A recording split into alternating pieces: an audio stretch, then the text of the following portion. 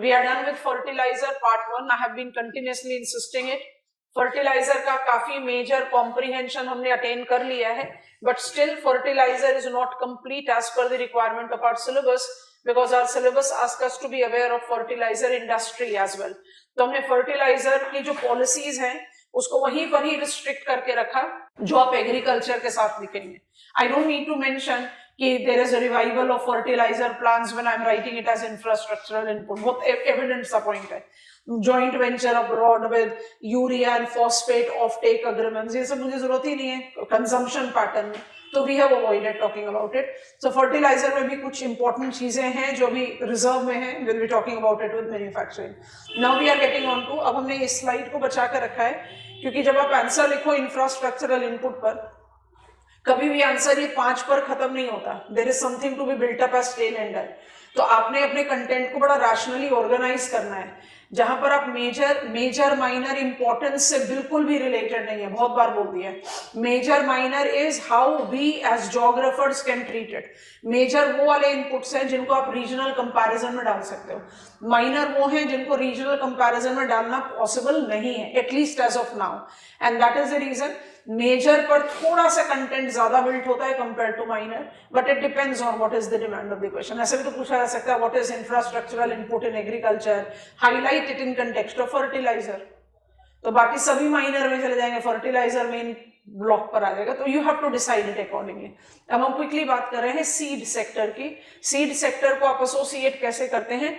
Development purview of seed has moulded itself from public sector domain to eventually private sector, and we have been correlated with seed certification as a naya development, if I can call it naya development.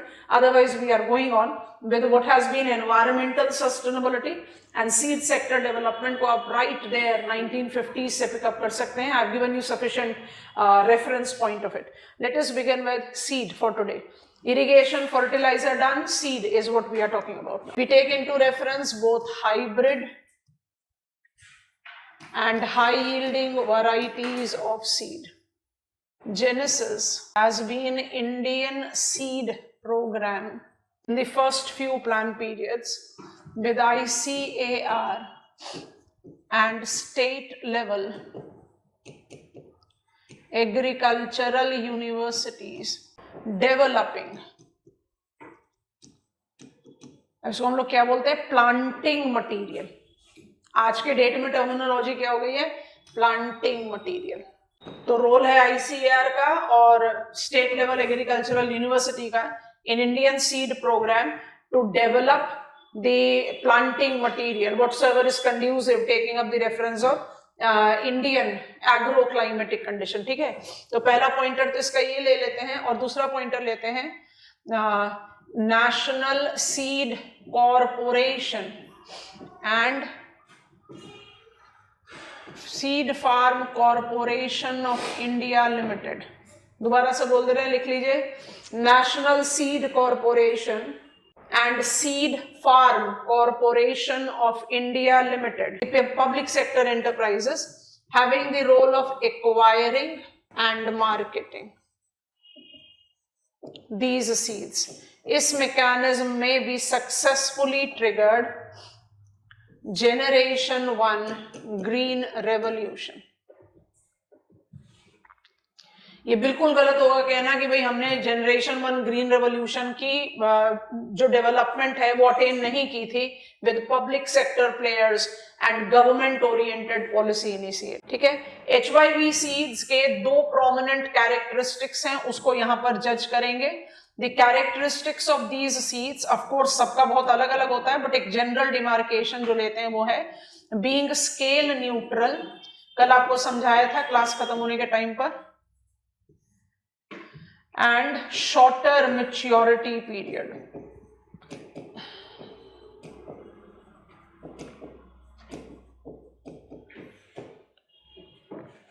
Scale neutral से it is capable of bridging. Point लिख लो, चाहे तो लिखना है, बोल दे रहे. Scale neutral helps it to bridge distinction different size of land holding. अच्छा, अब नेक्स्ट कैरेक्टरिस्टिक्स है इसका शॉर्टर मैच्योरिटी पीरियड. उसके आगे लिख लो फैसिलिटेटिंग मल्टीपल क्रॉपिंग। ठीक है, हमने इसको मेजर में डाला है क्योंकि हमारे पास रीजनल पैरामीटर है टू जज करने के लिए। अब इसी में एक ब्रिज स्टेटमेंट ऐड कर लेते हैं। I triggered successful green revolution because of success of Indian seed program, and successful green revolution generation 1 was facilitated by these two characteristics of HYB seeds and hybrid seed। बिल्कुल सही, but it created massive regional inequality। और ये massive regional inequality में आप क्या जज करते हो? In the states like Punjab, Haryana, अब ये सब स्टेट्स आपको बड़े आराम से याद हो चुके हैं। अब इसी में हम अप्लाई कर देंगे जब ग्रीन रेवोल्यूशन पर, तो it will be easier for you. Tamil Nadu, Andhra Pradesh, you are having more than 85%, क्योंकि हमने पूरे स्टेट्स का नाम ले लिया, रीजन नहीं लिखा। मोर than 85% of total cropped area diffused with high yielding varieties of seeds. ठीक है, और जो रिमोट लोकेशंस हैं, यहां पर सिर्फ नॉर्थ ईस्टर्न रीजन नहीं लिख रहे, रिमोट लोकेशंस लिख रहे हैं, चाहे वो प्लेट्यू इंटीरियर्स है, चाहे वो माउंटेनस एरियाज हैं, वहां पर अभी भी हमारे पास less than 20% of diffusion, less than 20% of the total cropped area diffused with high yielding varieties of seed। In order to bridge these regional variations, we have, now I'm shrinking this information at a side, Genesis का task हो गया, we are certainly giving credit to ICAR in facilitating the availability and diffusion of HYB seed almost with every, ऐसा नहीं था कि wheat, rice, cotton, cane में ही था, eventually there was development for fodder crop, oil seeds, pulses, सबके सब varieties के। लेकिन ये जो regional inequality है इसके point पर, अब हम इसको मार्क कर ले point 1 या first block, तो इसके इस point को pick up करके अब इसी में हम और चीजें ऐड कर देंगे। दूसरा ऐड कर देते हैं new seed policy. New seed policy का पार्ट ए जो कोरिलेट करता है वो सीड मिशन है। ध्यान से सुनना, क्या है ये जो आपका रीजनल इनइक्वालिटी है ना, उसके साथ रिलेटेड है। हम सीड पर सब्सिडी नहीं दे रहे। सीड मिशन किस चीज को टारगेट कर रहा है? सीड मिशन प्रोवाइड करता है ट्रांसपोर्ट, हम डिक्टेट कर देंगे, लिखोगे उसके बाद, तो transport subsidy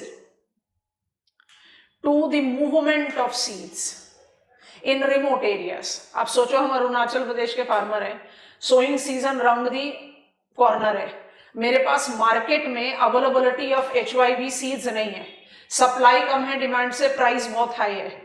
I definitely not leave my land fallow, हम क्या करेंगे? कन्वेंशनल सीड सो कर देंगे।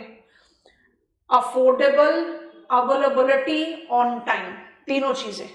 इन order to ensure timely affordable availability of these seeds to remote areas, ताकि इसके बाद फिर फार्मर्स का डिस्क्रीट रहे, उनका डिसीजन है वो क्या कल्टीवेट करना चाह रहे। There has been mobilisation of transport subsidy on tree seed sector, कि जो भी ट्रांसपोर्टेशन मोड से आप उसको डिफ्यूज कर रहे हैं टू रिमोट एरियाज, वहां पर आप सब्सिडी प्रोवाइड करेंगे। Transportation cost add to cost of production. ये किस प्रॉब्लम को ओवरकम करने का तरीका है? रीजनल इनइक्वालिटी को ओवरकम करने का। लिख ली इसको। Seed mission is about transport subsidy, I'm writing this much, transport subsidies for the movement of these seeds so as to ensure, तीनों टर्म इंपॉर्टेंट है, अंडरलाइन कर लेना, so as to ensure timely, affordable availability of such seeds in remote areas। by default इसका target क्या है? Bridging regional inequality. B लेकर आते हैं, इट्स सीड रोलिंग प्लान।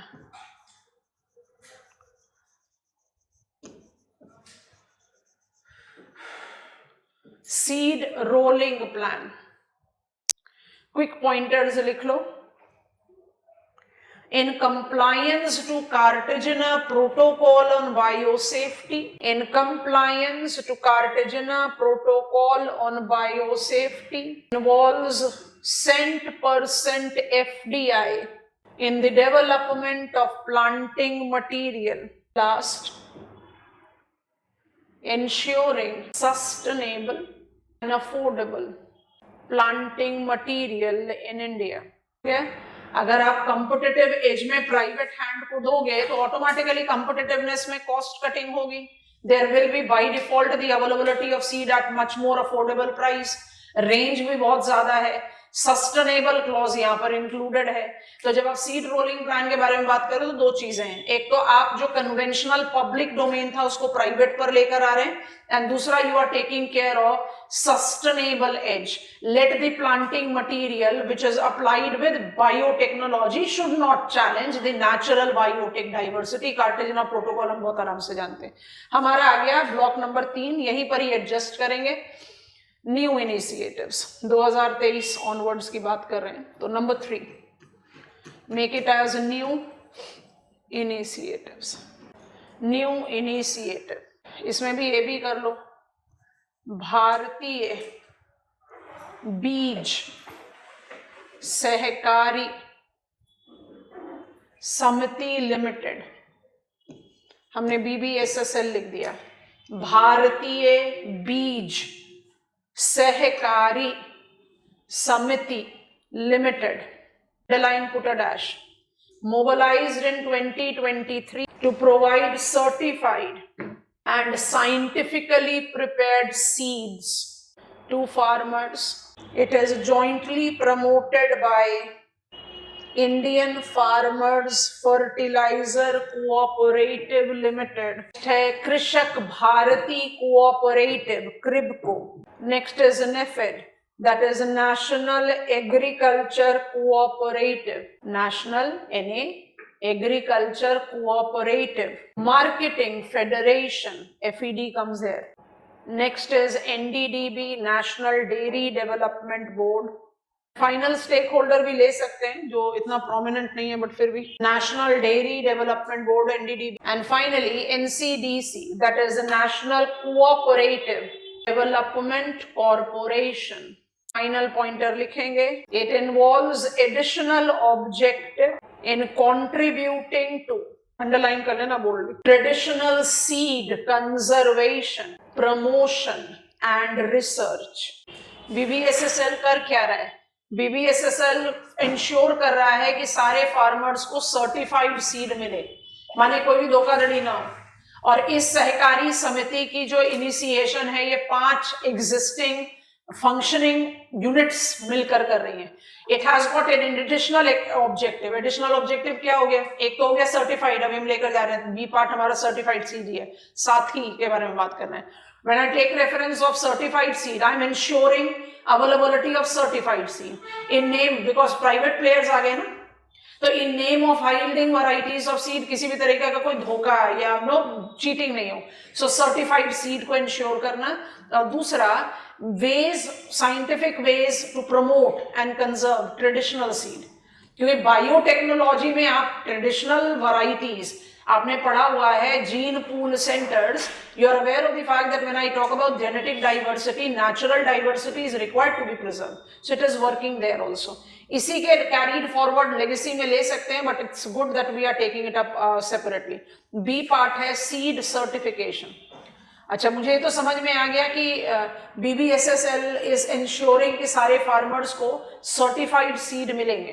तो सर्टिफाइड सीड का क्या लॉजिक है और इसको हम किस तरह से डिमार्केट करते हैं. Last step in the seed sector, seed certification, underline कीजिए, डैश डालिए. In order to promote authenticity of seed available, ministry of agriculture and farmers welfare launched SATHI, in bracket you can write down, seed traceability and holistic inventory portal.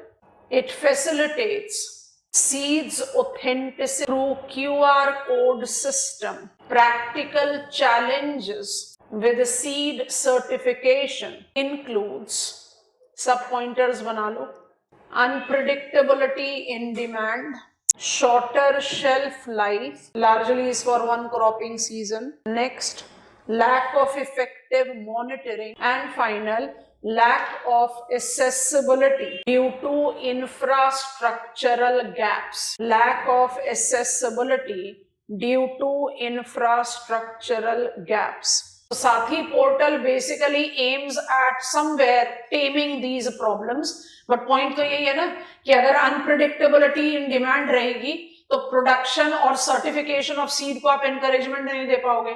Unpredictability in demand क्यों है? क्योंकि accessibility is not very insured, shelf life बहुत छोटा है। जो producers हैं वो अगर सर्टिफाइड सीड पर अपनी इन्वेस्टमेंट करते हैं तो they by default require something as stabilised market. Stabilised market के लिए एक्सेसिबिलिटी होनी चाहिए, जो इंफ्रास्ट्रक्चरल गैप की वजह से नहीं है। तो this portal is going to facilitate all that and that is the reason it has been mobilized. ये इसी का ही एक्सटेंशन है। वी वांट टू इंश्योर कि सर्टिफाइड सीड्स ही फार्मर्स को मिले, तो सीड सर्टिफिकेशन को हमने एक प्रायोरिटी डोमेन में डाला है। Authentic seeds are certified seeds and farmers can easily trace the authenticity of the seed by scanning the QR code on the SAG whether they have purchased something authentic or not. So there are challenges which we want to overcome. बिल्कुल public domain से private पर आने के पीछे दो reasons था। Seed का variety का बिग रेंज चाहिए and Cartagena protocol on biosafety, that is sustainability, has to be taken care of, or regional disparity was immense. Once the private players came in, automatically there was the requirement of monitoring and evaluating whether the things are going fit and fine in hooks and corners of the country. उसी domain पर हमने BBSL की शुरुआत की और seed certification की शुरुआत की। तो this is basically to monitor कि जो प्राइवेट पार्टिसिपेशन है वहां पर फार्मर्स का इंटरेस्ट या फूड सिक्योरिटी कंसर्न या for that matter environmental sustainability compromise नहीं हो। This is seed sector for us. Major infrastructural inputs done. We are quickly getting on to the minor. We are calling it minor क्योंकि ज्यादा scope of the content building नहीं है। इसमें दोनों को किसी भी सीक्वेंस में आप ले सकते हो। I want to begin with credit, फिर ऐड कर देते हैं power. Credit सिलेबस में अलग से लिखा हुआ नहीं है। फार्म क्रेडिट बोलते हैं इसको, आप इसको फाइनेंशियल सपोर्ट भी बोल सकते हो। फार्म क्रेडिट और फाइनेंशियल सपोर्ट क्विक पॉइंटर्स लिखेंगे। Agricultural credits in India is categorised into 3 temporal categories: short term, that is less than 15 months of tenure; mid term, that is 15 months to 5 years; and long term, that is more than 5 years. Break the statement and write: aiming at providing flow of credit and financial inclusion. Multi-tier or hierarchical networking have been generated for the purpose with NABARD, National Bank for Agriculture and Rural Development, state level bankers committee, district center cooperative banks, and primary agricultural society forming its constituents. In the general complications of the process, combined with delay in diffusion of information, underline करना boldly, informal sector continues to account for 40% plus agricultural credit. Next pointer now. Range of financial support system thus mobilized, overcoming such challenges. 2 minute के लिए रुकते हैं। Farm credit को हम कहते हैं short term हो सकता है, मिड टर्म हो सकता है या लॉन्ग टर्म हो सकता है। आपको लिखा दिया 15 महीने से 5 साल, मोर देन 5 साल। बाय डिफॉल्ट जो लॉन्ग टर्म लोन होगा वो आप कहीं ना कहीं अपने फार्म्स इक्विपमेंट वगैरह के लिए खरीदेंगे लेंगे, और जो 15 महीने से कम समय का लोन होगा वो आप किसके लिए लेंगे? सीड, फर्टिलाइजर, जो इमीडिएट रिक्वायरमेंट है, बिजली का बिल पे करने के लिए, एनीथिंग ऑफ दैट सॉर्ट। तो फार्म क्रेडिट का प्रोविजन तो हमारे कंट्री में है। फार्म क्रेडिट के प्रोविजन के लिए आपने मल्टी टीयर नेटवर्क भी तैयार किया हुआ है। नबार्ड है, स्टेट लेवल है, डिस्ट्रिक्ट लेवल है, प्राइमरी विलेज लेवल है। बट क्वेश्चन अराइजेस कि जब हम नेशनल सैंपल सर्वे ऑर्गेनाइजेशन का डेटा टेबल को जज करने की कोशिश करते हैं तो 40% से ज्यादा अब तक भी लोकल मनी लेंडर से पैसा आ रहा है, इनफॉर्मल सेक्टर से। तो आप तो credit consistency of liquidity in hand of farmers रखना चाह रहे हो, इसलिए आपने क्रेडिट फैसिलिटीज डेवलप की है।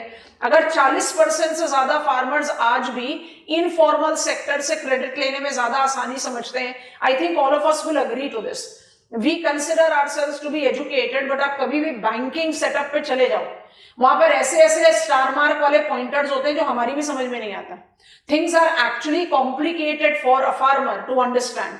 Things are required to be eased so that timely diffusion, आप खुद सोच कर देखें, अगर इतना क्रेडिट सपोर्ट मेरे फार्मर को मिल रहा है, फार्म इनकम पर कोई इनकम टैक्स नहीं है, तो हमारे फार्मर्स इतने वल्नरेबल कैसे हैं? Thankfully the things are controlled, but incidents erratic अभी भी तो होते हैं कि एक क्रॉप फेलियर हमारे फार्मर्स को इतना इकोनॉमिकली वल्नरेबल कर देता है कि सुसाइडल टेंडेंसीज होती है। अगर मेरे पास इतना क्रेडिट सपोर्ट है, इतना फाइनेंशियल कुशन है, रेजिलियंस है, तो ये चीज तो होनी नहीं चाहिए। So slowly but steadily the things are coming on track. Process is there, network is there, पर वो उस रीच तक तो पहुंच ही नहीं रहा। जो आपका टारगेटेड ऑडियंस उनके पास पहुंच ही नहीं रहा। क्यों नहीं पहुंच रहा? वो फार्मर्स जो ऑलरेडी कुछ कैपेसिटी जनरेट कर चुके हैं, they are basically acting as sponge, क्योंकि they are informed, they are readily getting benefit from it. But जहां पर वल्नरेबिलिटी हाईएस्ट लेवल की है, वहां तक आप पहुंच ही नहीं पा रहे। उनके लिए सबसे आसान तरीका क्या होता है? पैसों की जरूरत है, लोकल मनी लेंडर के पास चले जाएं, उसके बाद फिर वो सारी जिंदगी सिर्फ ब्याज ही चुकाते रह जाते हैं। And it is the spiral that creates that vicious cycle which precisely make them drain out with their entire possibility of financial security. इसी पॉइंट पर क्रेडिट बाय डिफॉल्ट कंटिन्यूड है, but of late we have started taking range of financial support. अभी इन्हीं financial support में आपका last economic survey में किसान ऋण पोर्टल, ऋण क्रेडिट का मोबिलाइजेशन का इंपॉर्टेंट डोमेन है, उसको ऐड ऑन कर रहे हैं। तो क्रेडिट बाय डिफॉल्ट है, बट उसके अलावा और भी है। तो what are the financial support? We begin with PM Kisan Samman. जल्दी जल्दी से ऐड ऑन कर लो, ये सब इतना हाईलाइटेड रेफरेंस पे रहता है that we precisely are aware of it, informed about it, but इनका मेंशन जरूर चाहिए। So PM किसान, सबसे पहले किसान Samman Nidhi is a direct financial support to small and marginal farmers towards catering agriculture and household needs। दूसरा है PM फसल बीमा योजना, अंडरलाइन करो, डैश डाल के लिखो।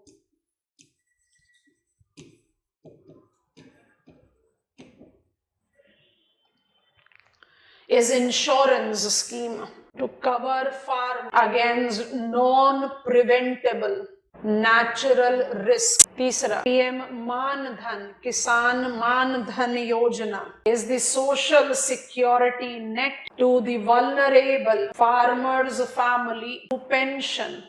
डिफरेंस समझ रहे हो ना? किसान सम्मान निधि और मानधन में डिफरेंस है, टू पेंशन। एंड फाइनली किसान ऋण पोर्टल, बैक टू क्रेडिट, ऋण माने क्रेडिट। किसान ऋण portal mobilised in 2023। It involves modified interest subvention of Kisan credit card as a digitized process to ensure quick and seamless settling of credit, favoring both farmers and lenders। favoring both farmers and lenders। आप credit card का इस्तेमाल करते हैं तो आपको पता है कि क्रेडिट कार्ड का इस्तेमाल करने के बाद you have credited yourself and there is a time limit within which you have to pay। Either it is the total amount that you have to pay or the minimum amount that is to be paid in the stipulated time। पहले क्या हो रहा था? ऋण portal से पहले किसान credit card का इस्तेमाल करके फार्मर्स ने कोई अमाउंट यूज किया है, क्रेडिट लिया है, उस क्रेडिट को सेटल डाउन करने के लिए it has to be reminder to the farmers difficult. हर बैंक को, जो भी बैंक जिसने क्रेडिट कार्ड इश्यू किया है, उसको इंडिविजुअली या तो नाबार्ड को या आरबीआई को मैनुअली, जिसको कहते हैं, रिक्वेस्ट एक्सटेंड करना है। This is the carried forward domain, how it is to be settled and etcetera. अब क्या हो गया? पोर्टल आ गया। पोर्टल आने से फायदा क्या हुआ? लेंडर का भी कॉन्फिडेंस बढ़ा। क्रेडिट कार्ड प्रोवाइड करने वाले banks are now more eager to provide because it is very clear, seamless, digitized process where you can easily justify कि यहाँ से ये credit settlement नहीं है और ये credit settlement नहीं है. Farmers के लिए भी बहुत easy task है because it is more easier for you to settle down with the reference of the portal by logging in with some of the credentials to be fitted in. 2023 में शुरू किया है, 2025 के end में है. अभी तक the orientation is that it has made the credit card functioning more seamless and more quick. But we have to wait and watch for the eventual result. Credit के purview में Indian government since the beginning have been very strong and swift towards providing that net, safety net that correlates with farmers. नहीं तो otherwise सोचो, we are the open economy since we are the one of the, चलो ऐसे put on करते हैं क्योंकि open economy में debate है, quantitative restriction time and again EXIM policy में आता है, ऐसे put करते हैं. We are one of the earliest signatories of WTO. फिर ऐसा क्यों है कि सारे के सारे एग्रीकल्चरल नेगोशिएशन में हमारा हमेशा 36 का आंकड़ा हो जाता है with the developed world? Because farming sector and farmers are definitely not prepared to have that open competition. Competition तो like capacity के लोगों में होगी ना, and that is the reason there is it, and why it is so that my farmers, we are one of the leading producer of every other crop in the world. We have got one of the very prominent, we are providing global food basket, significant amount of diversity of yield.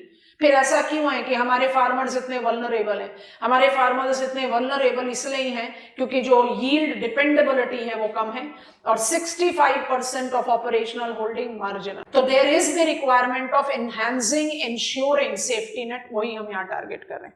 अब हम ले रहे हैं जल्दी से 5वां step, agriculture, energy, commercial energy, power as it is written in our syllabus. Power भी बोलते हैं, कमर्शियल एनर्जी भी बोलते हैं. एनर्जी सिक्योरिटी कंसर्न के बारे में बात करेंगे. एनर्जी क्राइसिस हमने आपको बताया था, एग्रीकल्चर से इंडस्ट्री पे जाते हुए बात कर लेंगे तो वहां पर बहुत अच्छा ब्रॉडर पर्सपेक्टिव मिलेगा. बट यहाँ India makes an example of the country that is not energy sufficient. All of us will agree to it.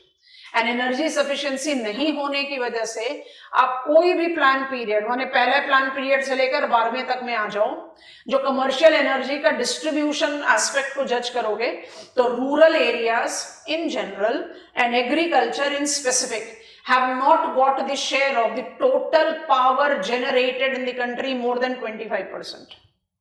अच्छा, सेंसस 2011 के हिसाब से हमारा टोटल पॉपुलेशन का कितना शेयर रूरल एरिया में रह रहा है? 69. रूरल एक्टिविटी डोमिनेंटली क्या है? Agriculture dominantly. Of course things are changing. अब हमारे आज की डेट में micro, small and medium enterprises का ever increasing concentration rural areas में बढ़ रहा है. So rural enterprises are evolving for sure. But majorly कौन से एक्टिविटी में एंगेज है? एग्रीकल्चर. अब आप मेजॉरिटी ऑफ द पॉपुलेशन, जो majority of them is engage in agriculture, को 25% से ज्यादा, 25 हम हाईएस्ट लेवल लेकर चल रहे हैं. कमर्शियल एनर्जी का डाइवर्जन नहीं दे रहे. क्यों नहीं दे रहे हो? क्योंकि रूरल एक्टिविटी या agricultural activity can still be sustained without power supply. Urban activities and urban living can not be sustained. तो एनर्जी सेक्टर के हिसाब से, पावर के हिसाब से, कमर्शियल एनर्जी के हिसाब से agriculture has always been a stressed location. Under the aegis of Ministry of Power, हमने रूरल इलेक्ट्रिफिकेशन कॉर्पोरेशन को स्टैब्लिश तो कर दिया था 1975 में. रूरल डेवलपमेंट में थोड़े डिटेल्स में बात करेंगे. One of the 6 components of Bharat निर्माण is rural electrification also. REC function तो कर रहा है 1975 से, कोई डिनाइल नहीं. लेकिन REC का जो मोबिलाइजेशन है या रूरल सेक्टर का जो प्रायोरिटी है वो कभी भी हम फुलफिल ही नहीं कर पाए. ऐसा नहीं था कि हम रिलक्टेंट थे, बट जब चॉइस लेनी पड़े तो urban areas were more defined with the diversion of generated electricity. That is the reason rural areas largely remained. Agriculture of India largely remained which type? Manual rather than mechanized. अब आप बात करते हो ना agriculture extension services, mechanization of agriculture, ये सारी चीजें अब है, पहले नहीं थी. इट वाज ऑल मैनुअल और with the draught animals. That is the reason there has been the general subsistence level of agriculture that we have experienced. But now things are taking a better turn. Power के orientation में दोनों ministries को जगह दे सकते हैं, ministry of power and ministry of new and renewable energy. Ministry of new and renewable energy जो है वो टॉप स्लॉट में बाय डिफॉल्ट आ गया. कुसुम को किसके साथ रिलेट करते हैं? Solar power. प्लीज रिकॉल करें, एनएपीसीसी के 8 कंपोनेंट आपको लिखवाए थे, एनएपीसीसी के 8 कंपोनेंट आपको लिखवाए थे, यस और नो? कौन कौन से? सोलर मिशन याद है, उसमें से एक कंपोनेंट है। सोलर मिशन को आप किस मिनिस्ट्री के अंतर्गत ले जाते हो? Ministry of new and renewable energy. और बायोमास एनर्जी भी ministry of new and renewable energy के डोमेन में रहेगा। पीएम कुसुम के 3 कंपोनेंट सोलर एनर्जी से रिलेटेड है। कंपोनेंट ए क्या कहता है? जो बैरन एरियाज हैं वहां पर सोलर पैनल लगा दो, सोलर पैनल को ग्रिड के साथ कनेक्ट कर दो, इसको बोलते हैं ऑन ग्रिड कनेक्टिविटी। दूसरा बोलते हैं जिन जिन एरियाज में पावर ग्रिड अवेलेबल नहीं है या बहुत स्पार्स है, स्कैंटी है या अनफेवरेबल रिमोट लोकेशन है, वहां पर you are taking up off grid solar pumps का जनरेशन। और सी कंपोनेंट क्या है? एनकरेजिंग फार्मर्स, इसी को लिंक कर देंगे, encouraging farmers to produce energy and sell the surplus. आप अपने ग्रिड में सेल कर सकते हो ना, जो आपने रूफटॉप सोलर पावर प्लांट का मोबिलाइजेशन किया अर्बन एरियाज में, आप क्या कह रहे हैं? मुफ्त बिजली। मुफ्त बिजली इनिशियली थोड़ी ना होगी, मुफ्त बिजली कब हो जाएगी? जब कंपोनेंट सी जस्टिफाई हो जाएगा, आप बेचना शुरू कर दो, ठीक है। और वहीं पर biomass energy, biomass energy please recall करेंगे, इसको आप कहां से एसोसिएट कर रहे हो? स्वच्छ भारत मिशन ग्रामीण, याद आ रहा है? कल भी बात करी थी इसके बारे में, हमने कल बात करी ना, Govardhan, it's by default related there. आप क्या कर रहे हैं? You are generating power with your agricultural waste and other organic waste. इससे क्या होगा? You will be in the position of selling out also and becoming self sufficient. और यहीं पर ऐड कर देते हैं अन्नदाता। ये सबका ऑब्जेक्टिव क्या है? अन्नदाता, farmers to be converted as ऊर्जा दाता। ऊर्जा दाता कब? At every level. Self sufficient energy development, तब भी आप ऊर्जा दाता हैं। आप सरप्लस प्रोड्यूस करके बेचोगे तो भी आप ऊर्जा दाता हैं।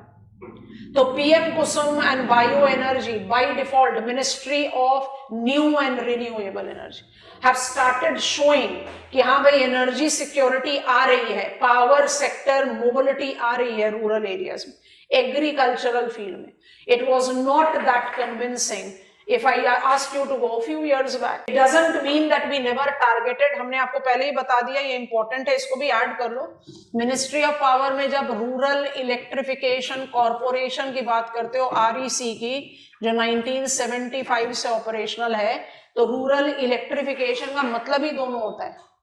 क्या होता है रूरल इलेक्ट्रिफिकेशन का मतलब? Common availability of electricity in rural household and availability of commercial energy for the rural activities। भाई मुझे ट्यूबवेल रन करने के लिए भी तो एनर्जी चाहिए, ट्रैक्टर रन करने के लिए भी तो एनर्जी चाहिए, तो there is requirement of energy. तो ऐसा नहीं है कि we were not planning it, but planning जो है वो कभी भी full fledgedly rural area oriented नहीं रहे। अब 2 मिनट के लिए पेन ड्रॉप करो। अब थोड़ा सा ना मेसी अफेयर को हैंडल करना है।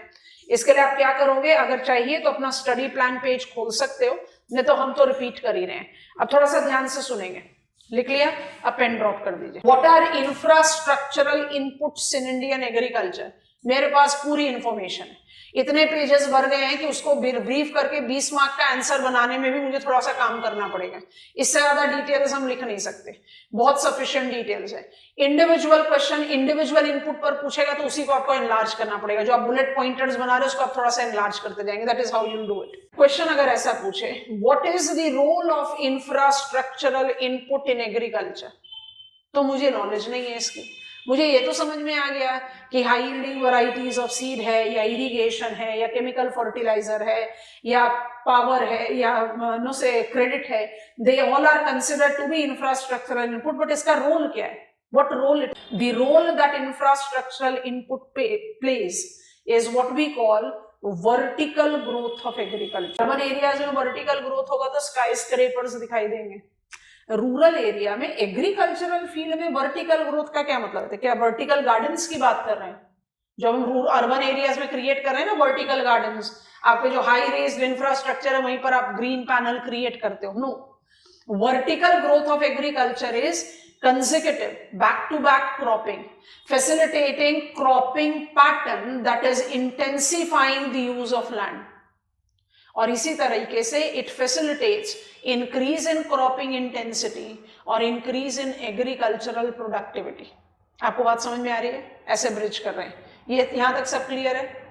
स्टेप नंबर 2 की तरफ बढ़ रहे हैं, एक्चुअली 3 की तरफ बढ़ रहे हैं। अब उसको ऐसे देखें, role of infrastructural inputs in agriculture is to increase cropping intensity। अब हम क्या कर रहे हैं, अपने सिलेबस के टॉपिक्स को लिख दे रहे हैं, एंड एग्रीकल्चरल प्रोडक्टिविटी। सिलेबस में क्रॉपिंग इंटेंसिटी नहीं लिखा हुआ, एग्रीकल्चरल इंटेंसिटी लिखा हुआ है। जितना ज्यादा इंफ्रास्ट्रक्चरल इनपुट होगा उतना ज्यादा क्रॉपिंग इंटेंसिटी, एग्रीकल्चरल प्रोडक्टिविटी होगा। ठीक है, ये मेरा ब्रिज स्टेटमेंट हुआ। अब 2 मिनट के लिए आप लोगों को रुकना पड़ेगा। मुझे अब कहां जाना है? मुझे अब पढ़ना है what is cropping intensity, agricultural intensity, what is agricultural productivity, हमको उसके बारे में पढ़ना है। तो उसका फ्रेम थोड़ा अलग तरीके से ही तो बनेगा, ऐसे थोड़ी बनेगा कि इरिगेशन से क्रॉपिंग इंटेंसिटी पर आ जाओ। तो हम क्या कर रहे हैं, ध्यान से सुनेंगे। हम अपने स्टडी को 2 पार्ट में डिवाइड कर रहे हैं, एक है क्रॉपिंग इंटेंसिटी, एक है एग्रीकल्चरल प्रोडक्टिविटी। इंफॉर्मेशन बहुत ज्यादा ओवरलैपिंग रहेगी, शुरू में थोड़ा सा डिफरेंट रहेगा, थोड़ा ध्यान से सुनो। उसका जो पॉइंटर्स बोलोगे हम लिख देंगे या हम डिक्टेट करा देंगे। What is cropping intensity? It is one of the 2 measures of assessing vertical growth of cropping pattern wherein you try to generate out, it is always expressed as percentage, it is it's the ratio of gross and net cropped area expressed as percentage।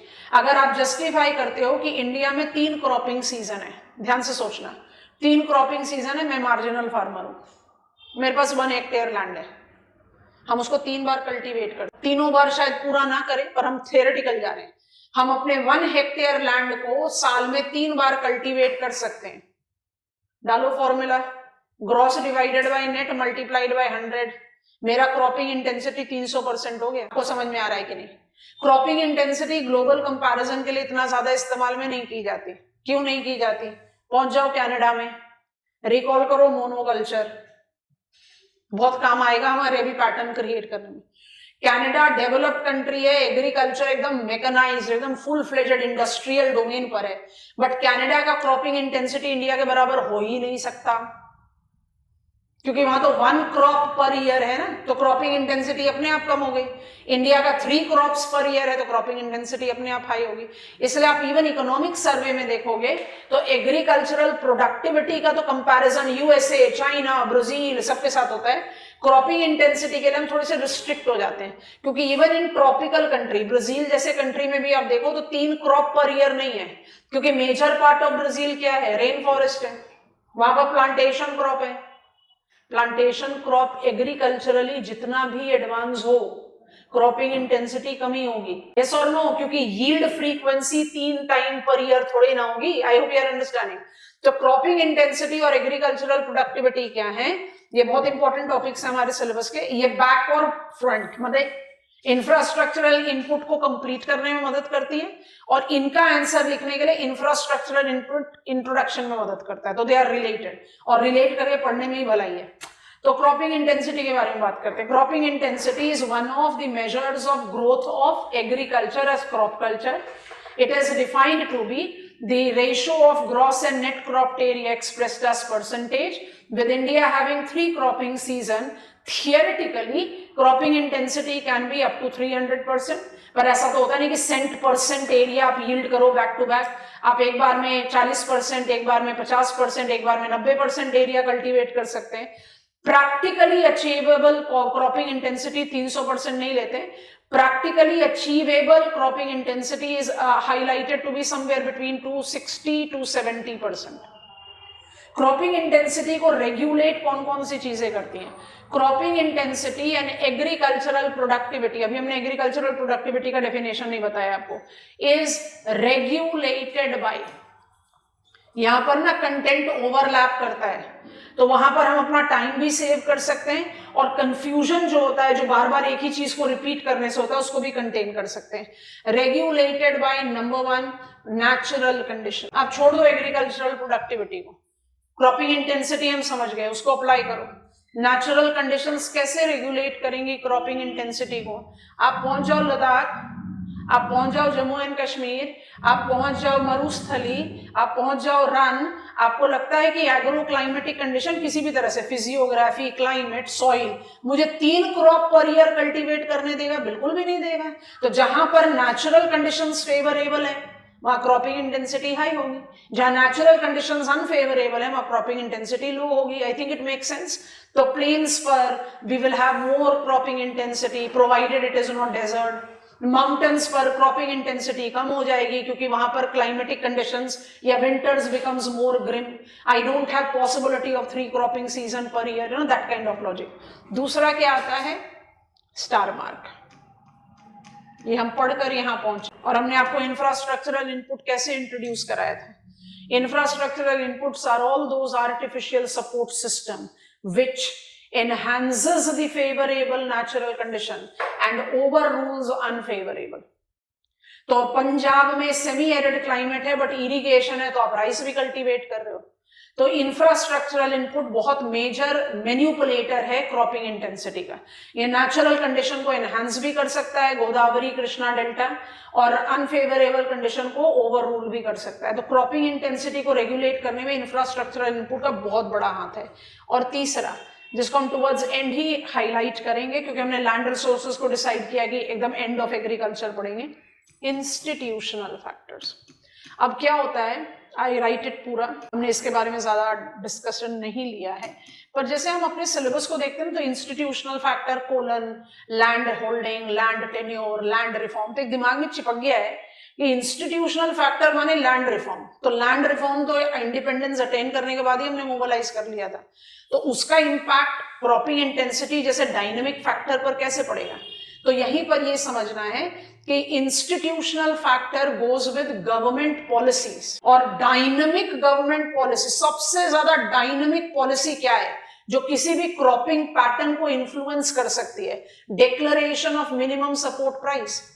कई बार government policies इस तरह की होती है ना जो किसी एक क्रॉप को बहुत ज्यादा एनकरेज करें, फ्लोरिकल्चर, सनराइज सेक्टर में डिमार्केट कर दिया, हॉर्टिकल्चर का डिमार्केशन है। हम बात करेंगे क्रॉप डाइवर्सिफिकेशन के डोमेन पर टुवर्ड्स सस्टेनेबल एग्रीकल्चर, जहां पर जो कल्टीवेटेड है करना चाहिए वहां वो करो वाला हिसाब पे। Any case, when I take reference of government policies, तो government policies year on year basis पर, क्वार्टरली बेसिस पर कुछ इस तरह के प्रोविजंस देती हैं जिससे फार्मर्स एनकरेज होते हैं किसी टाइप के क्रॉप को कल्टीवेट करने के लिए या डिस्करेज होते हैं। इसमें जो सबसे कंसिस्टेंट रोल प्लेयर है हमारे कंट्री में वो है minimum support price declaration. Minimum support price government of India declare करती है just at the eve of sowing season. एक सोइंग सीजन रोपने का सीजन आने वाला है, तो minimum support price largely appraisal होता है, डिक्लाइन कभी नहीं होता, कि farmers will be assured of this minimum price that they are going to get of the yield that they will be producing। अब मान लीजिए कि मिनिमम सपोर्ट प्राइस में मैसिव केन का एरिया को याद करो, केन की स्टोरी का एक और स्टेप ऐड कर लेते हैं। Cane is cultivated in big broad belt over India. पूरे नदर्न प्लेन्स में पंजाब से लेकर आप बिहार तक केन का बेल्ट देख रहे थे, और पेनिनसुलर इंडिया में गुजरात, मध्य प्रदेश, महाराष्ट्र, प्लेट्यू इंटीरियर से होते हुए डेल्टाइक प्लेन, कर्नाटका, तमिलनाडु, आंध्र प्रदेश, माने पूरा फुल एरिया। मान लो kharif crop, cane is sown as kharif crop, minimum support price cane का सरकार ने बहुत बढ़ा दिया, तो भाई I as farmer in Uttar Pradesh and you as farmer in Karnataka have decided चलो भाई केन कल्टीवेट करते हैं। अब याद ध्यान से सुनना, केन किस तरीके का क्रॉप है? Non traditional plantation. Minimum support price बहुत ज्यादा अप्रेजल हुआ, तो जितने बड़े एरिया में केन कल्टीवेट हो सकता है शायद पूरे ही एरिया में केन कल्टीवेट करने का डिसीजन ले लें फार्मर्स, और अगर वो ले लेंगे तो वो क्रॉपिंग इंटेंसिटी को तो इन्फ्लुएंस कर ही देंगे। कैसे कर देंगे? क्योंकि केन की annual frequency of yield thrice per year नहीं होती, ट्वाइस पर ईयर होती है। क्रॉपिंग इंटेंसिटी गिर गया ना। आप चाहे महाराष्ट्र में कल्टीवेट करो, चाहे कर्नाटका में करो, चाहे डेल्टाइक प्लेन ऑफ तमिलनाडु करो, आंध्र प्रदेश करो, जहां एग्रीकल्चरल इंफ्रास्ट्रक्चरल इनपुट बल्ले बल्ले, natural condition for wonderful, but cropping intensity कम हो गई। क्यों कम हो गई? क्योंकि यील्ड 3 पर ईयर थोड़ी आएगी। Have you understood it? That is how when I talk about cropping intensity, I have got 3 regulator. जब मुझे क्रॉपिंग इंटेंसिटी पर आंसर लिखना है तो मेरा फ्रेम ऐसे जाएगा, बैक गियर। मैंने आंसर लिखना है what is the role of infrastructural input in agriculture. तो इंफ्रास्ट्रक्चरल इनपुट को डिफाइन कर दिया, उसके बाद कोई भी पैरामीटर ले लिया, क्रॉपिंग इंटेंसिटी भी ले सकते हो, एग्रीकल्चरल प्रोडक्टिविटी भी ले सकते हो। फिर आपको क्या प्रूफ करना है? जहां जहां इंफ्रास्ट्रक्चरल इनपुट का फेवरेबल कॉम्बिनेशन था वहां वहां क्रॉपिंग इंटेंसिटी हायर है। जहां नहीं है पहुंचो नॉर्थ ईस्टर्न रीजन में, इरिगेशन एरिया लेस देन 20% बोल दिया। We are taking up the reference of high yielding varieties of seeds as less than 20% of cropped area. Chemical fertilizer consumption less than 10 kilogram per hectare. वहां पर क्या होगी? Cropping intensity लो ही होनी है, और क्या होगा? तो this is the way you try to complement the topics. अगर उनको वाटर टाइट कंपार्टमेंट में पढ़ोगे तो कंटेंट बिल्डिंग का हमेशा समस्या रहेगा। ठीक है, क्विक पॉइंटर्स क्रिएट कर रहे हैं हम। Role of infrastructural input as agriculture increases cropping intensity and agricultural productivity लिखेंगे एज ब्रीथ स्टेटमेंट। उसके बाद हेडिंग बनाओ cropping intensity. Agricultural productivity reputation में आ जाएगा तो उसको हम फटाफट जिप ऑफ कर देंगे स्विफ्टली। क्रॉपिंग इंटेंसिटी हेडिंग बना, cropping intensity slash agricultural intensity. उस सिलेबस में एग्रीकल्चरल इंटेंसिटी लिखा है। हम थोड़ा और आगे बढ़ेंगे तो और क्लैरिटी आ जाएगी आप लोगों के दिमाग में। मेरे ख्याल से आप समझ गए हम क्या कहना चाह रहे हैं। चलिए, क्रॉपिंग इंटेंसिटी का कंटेंट बिल्ड कर रहे हैं, डेफिनेशन लिख रहे हैं। क्रॉपिंग इंटेंसिटी और एग्रीकल्चरल इंटेंसिटी CI और AI is defined to be the ratio of gross cultivated area and net sown area expressed as percentage. The 3 cropping seasons in India, theoretical, नाम लिखना चाहो तो लिख लो, रबी खरीफ जायद। Theoretical cropping intensity is at 300%. Continue as same statement. Practically achievable levels, however, ranges between 50 to 260%. Star mark point लिखेंगे। Indian cropping intensity levels 155.4%, तो लगभग 100% improve करने का स्कोप है ना। Next point, CI is influenced by और regulated by. बोल रहे हैं आपको जरूरत है तो आप लिख लो, पर मेरे ख्याल से बड़ा एविडेंट है। नेचुरल में क्या क्या इंक्लूड करोगे? Physiography, climate, soil. Cropping intensity को कैसे इन्फ्लुएंस करेगा? फेवरेबल होगा तो क्रॉपिंग इंटेंसिटी फेवरेबल होगी, अनफेवरेबल होगा तो क्रॉपिंग इंटेंसिटी अनफेवरेबल होगी। Not just in terms of relief और सॉइल बीइंग अनफेवरेबल, वो आपको क्रॉपिंग सीजन का नंबर भी तो डिटरमाइन करेगा। And that is the reason I don't use cropping intensity for global comparison. Global comparison के लिए जस्टिफाइड वैल्यू आई नहीं ना, सारी कंट्रीज में थोड़ी ना 3 क्रॉप पर ईयर होते हैं। That is the reason. ठीक है, अच्छा, नंबर 2, इंफ्रास्ट्रक्चरल इनपुट। मुझे इसके बारे में कुछ नहीं बोलना, हम सारी डिटेल्स पढ़कर यहां पहुंचे। लॉजिक क्या होगा? Definition of infrastructural input. आप सपोर्ट किसका ले सकते हो? मेजर का ले लो, क्रेडिट और एनर्जी को साइड में छोड़ दो, इरिगेशन, फर्टिलाइजर और सीड का एग्जांपल ले लो। आपने डेफिनेशन क्या लिखा है इंफ्रास्ट्रक्चरल इनपुट का? मैं नेचुरल कंडीशंस को एनहांस कर सकता हूं या नेचुरल एडवर्सिटीज को ओवर रूल कर सकता हूं, तो automatically I will be influencing cropping intensity. ठीक है, अब लिखे नंबर 3 या C, institutional factors, that is, ये लिखना जरूरी है, range of government policies that influences farmers' decision cultivate or not cultivate certain crop.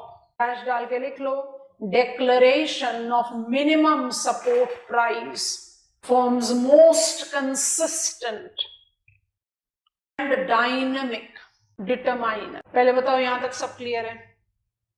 ठीक है, अब हम आ रहे हैं what we have to do as geographers. Next point बनाइए, cropping intensity pattern in India. Cropping intensity pattern in India involves, हम जब भी रीजनल पैटर्न क्रिएट करते हैं यही तो करते हैं ना। हाई क्रॉपिंग इंटेंसिटी किस पैरामीटर से लोगे? नेशनल एवरेज से आज ज्यादा होना चाहिए। Moderate, fringing near national average, low, national average से कम। अब थोड़ा सा सोचो फिर लिखते हैं। अब हम बात करें इंफ्रास्ट्रक्चरल इनपुट से हमें थोड़ी सी नॉलेज हुई कि एग्रीकल्चर का कौन कौन सा एरियाज है जो बेटर है, माने एग्रीकल्चरली डेवलप्ड है। तो ऐसे सोचते हैं, अगर हम उस पार्ट ऑफ द कंट्री में हैं जहां पर आप नेचुरली भी फेवरेबल हैं और इंफ्रास्ट्रक्चरल इनपुट का भी फेवरेबल डिफ्यूजन हुआ है, तो उन एरियाज में आपकी क्रॉपिंग इंटेंसिटी डेफिनेटली हाई होनी चाहिए। तो high cropping intensity which is higher than countries average, जहां पर आप पंजाब में 196% को भी टच कर रहे हैं, जो हाईएस्ट है on record in the country as of today. 2024-25 economic survey हमने आपको बोल दिया, we are taking that into reference, ठीक है। तो हायर देन कंट्रीज एवरेज, इसमें कौन कौन सी जगह इंक्लूड होगी? जहां पर एग्रीकल्चर का फेवरेबल ग्रोथ है। तो मेरे दिमाग में कौन कौन से स्टेट्स आते हैं? पंजाब आएगा, हरियाणा आएगा, गंगानगर ऑफ राजस्थान आएगा, रोहिलखंड ऑफ उत्तर प्रदेश आएगा, deltaic plains of Mahanadi, Godavari, Krishna, Kaveri आ जाएगा। ये सब नो। पर ग्रीन रेवोल्यूशन जनरेशन 1 में we also influenced black soil region, क्योंकि 2 एडिशनल क्रॉप हमने इन्फ्लुएंस किए थे। क्या नाम है? कॉटन और केन। दोनों के दोनों का मेजर प्रोडक्ट, केन तो डेफिनेटली प्लेन प्लेट्यू सब जगह है, बट केन और कॉटन दोनों को कंबाइन कर सकते हैं आप कॉटन रीजन में। थोड़ा सा सोचना पड़ेगा, इसको ध्यान रखना है। तो पहला पॉइंट तो ये पकड़ो, हाई क्रॉपिंग इंटेंसिटी वहां पर है जहां पर नेचुरल कंडीशंस और इंफ्रास्ट्रक्चरल इनपुट का कॉम्बिनेशन फेवरेबल है। एरियाज आपको बता दिए, जंप कर जाओ एकदम अदर एक्सट्रीम। लो कहां होगा? Mountainous area, north west, north eastern, drought prone plateau interiors. ना तो नेचुरल कंडीशंस फेवरेबल हैं और ना माउंटेनस एरिया में 3 क्रॉपिंग सीजन प्रिवेल करता है, क्रॉपिंग इंटेंसिटी अपने आप ही कम होगा। तो ड्राउट प्रोन प्लाट्यू इंटीरियर्स आप नाम जानते हैं, northern mountain wall, north west, north east, आप आराम से इसमें अप्लाई करेंगे। And rest of India rainfed agriculture है।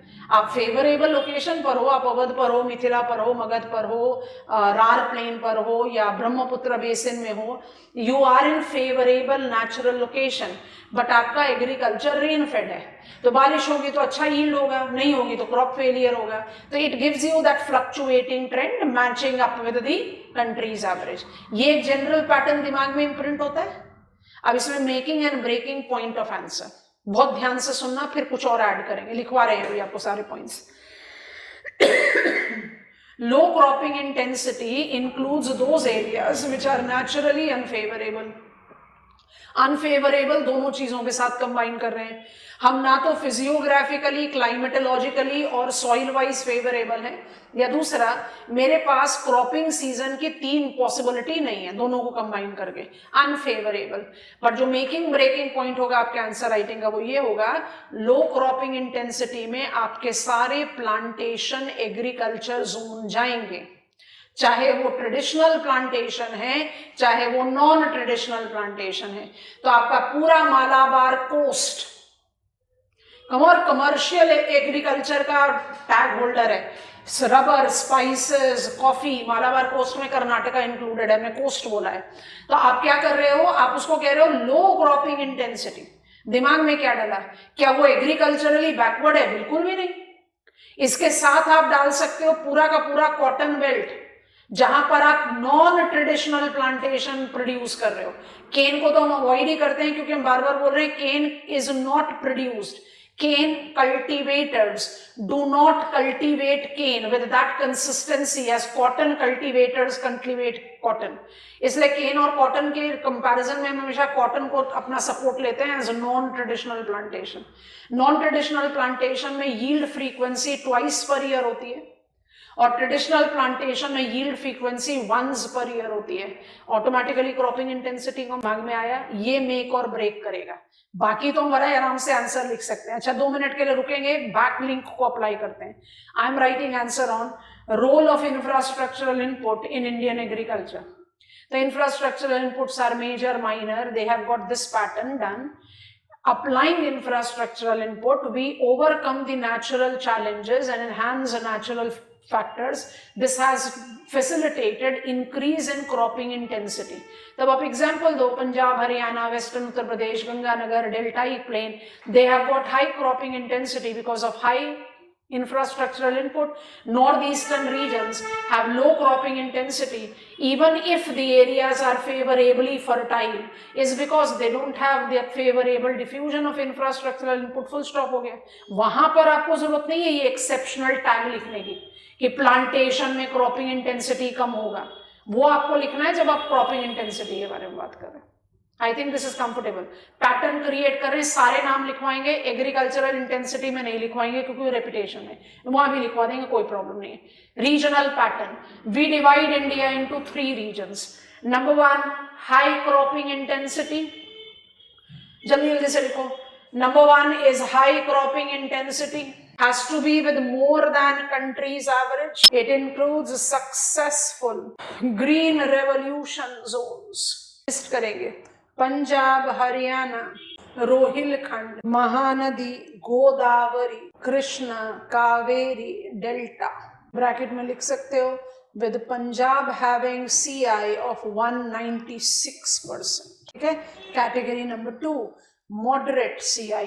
It covers major part of India, largely rain-fed zone, including Ganga plains, plateau interiors. कौन सा नहीं है वो नेक्स्ट में क्लियर हो जाएगा. Brahmaputra lowlands. Break the statement and write. Yield frequency dependent on natural conditions reflects fluctuations. Above category 3. Low CI includes unfavorable physiographic and climatic locations with restricted number of cropping seasons. List करेंगे northwestern Himalayas, northeastern Himalayas, Purvanchal, drought prone plateau interiors. ठीक हो गया. अब आया star mark जो आपके answer को make या ब्रेक करेगा. This category also includes commercially developed agriculture, commercially developed agricultural zone. Break करेंगे statement.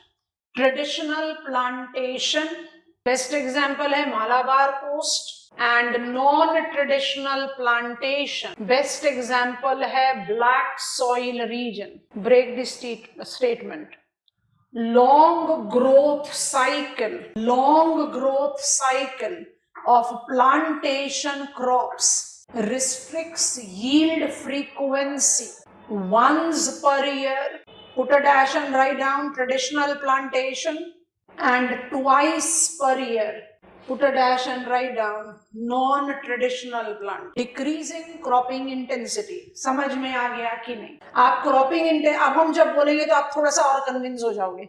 आप क्रॉपिंग इंटेंसिटी पर आंसर लिख रहे हो तो आप क्या करोगे? क्रॉपिंग इंटेंसिटी क्या है ये डिफाइन किया. इंडिया का क्रॉपिंग इंटेंसिटी लेवल क्या है वो डिफाइन किया. फिर बताया क्रॉपिंग इंटेंसिटी को रेगुलेट कौन से फैक्टर्स कर रहे हैं. हमने तो बस टच करके बाहर निकल गए. आप डिटेल डाल दो. आप फिजियोग्राफी 20 मार्क का क्वेश्चन है तो कंटेंट बिल्ड करना पड़ेगा. फिजियोग्राफी बताओ, क्लाइमेट भी बताओ, सॉइल भी बताओ, इंफ्रास्ट्रक्चरल इनपुट्स की भी डिटेल्स बताओ. हमने सिर्फ इंस्टीट्यूशनल फैक्टर को आपको 2 पॉइंट में डिटेल करा है क्योंकि हम इंस्टीट्यूशनल फैक्टर को किसके साथ लेकर जा रहे हैं. वो सारी गवर्नमेंट पॉलिसी जो फार्मर्स को एनकरेज करती है या डिस्करेज करती है कोई क्रॉप कल्टीवेट करने के लिए. इसमें मिनिमम सपोर्ट प्राइस सबसे ज्यादा डायनेमिक है तो बाय डिफॉल्ट हमारा चॉइस था. आप इस फ्रेम में आंसर लिखते लिखते पहुंचोगे कि इंडिया में क्रॉपिंग इंटेंसिटी पैटर्न जो है वो यूनिफॉर्म नहीं है, हो ही नहीं सकती.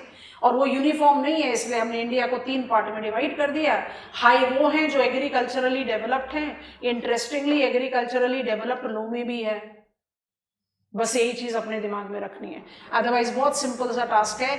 जहां पर एग्रीकल्चरल इंफ्रास्ट्रक्चरल इनपुट का फेवरेबल डिफ्यूजन है वहां पर क्रॉपिंग इंटेंसिटी हाई है, जहां पर मॉडरेट है वहां पर मॉडरेट है, और जहां पर कम है वहां लो है. सिंपल सा लॉजिक. इसलिए एडवाइस किया आपसे पूछा जाए what is role of infrastructural input तो लिखो इंफ्रास्ट्रक्चरल इनपुट के बारे में सब कुछ, और उसको प्रूफ करने के लिए क्रॉपिंग इंटेंसिटी का मैप बना दो.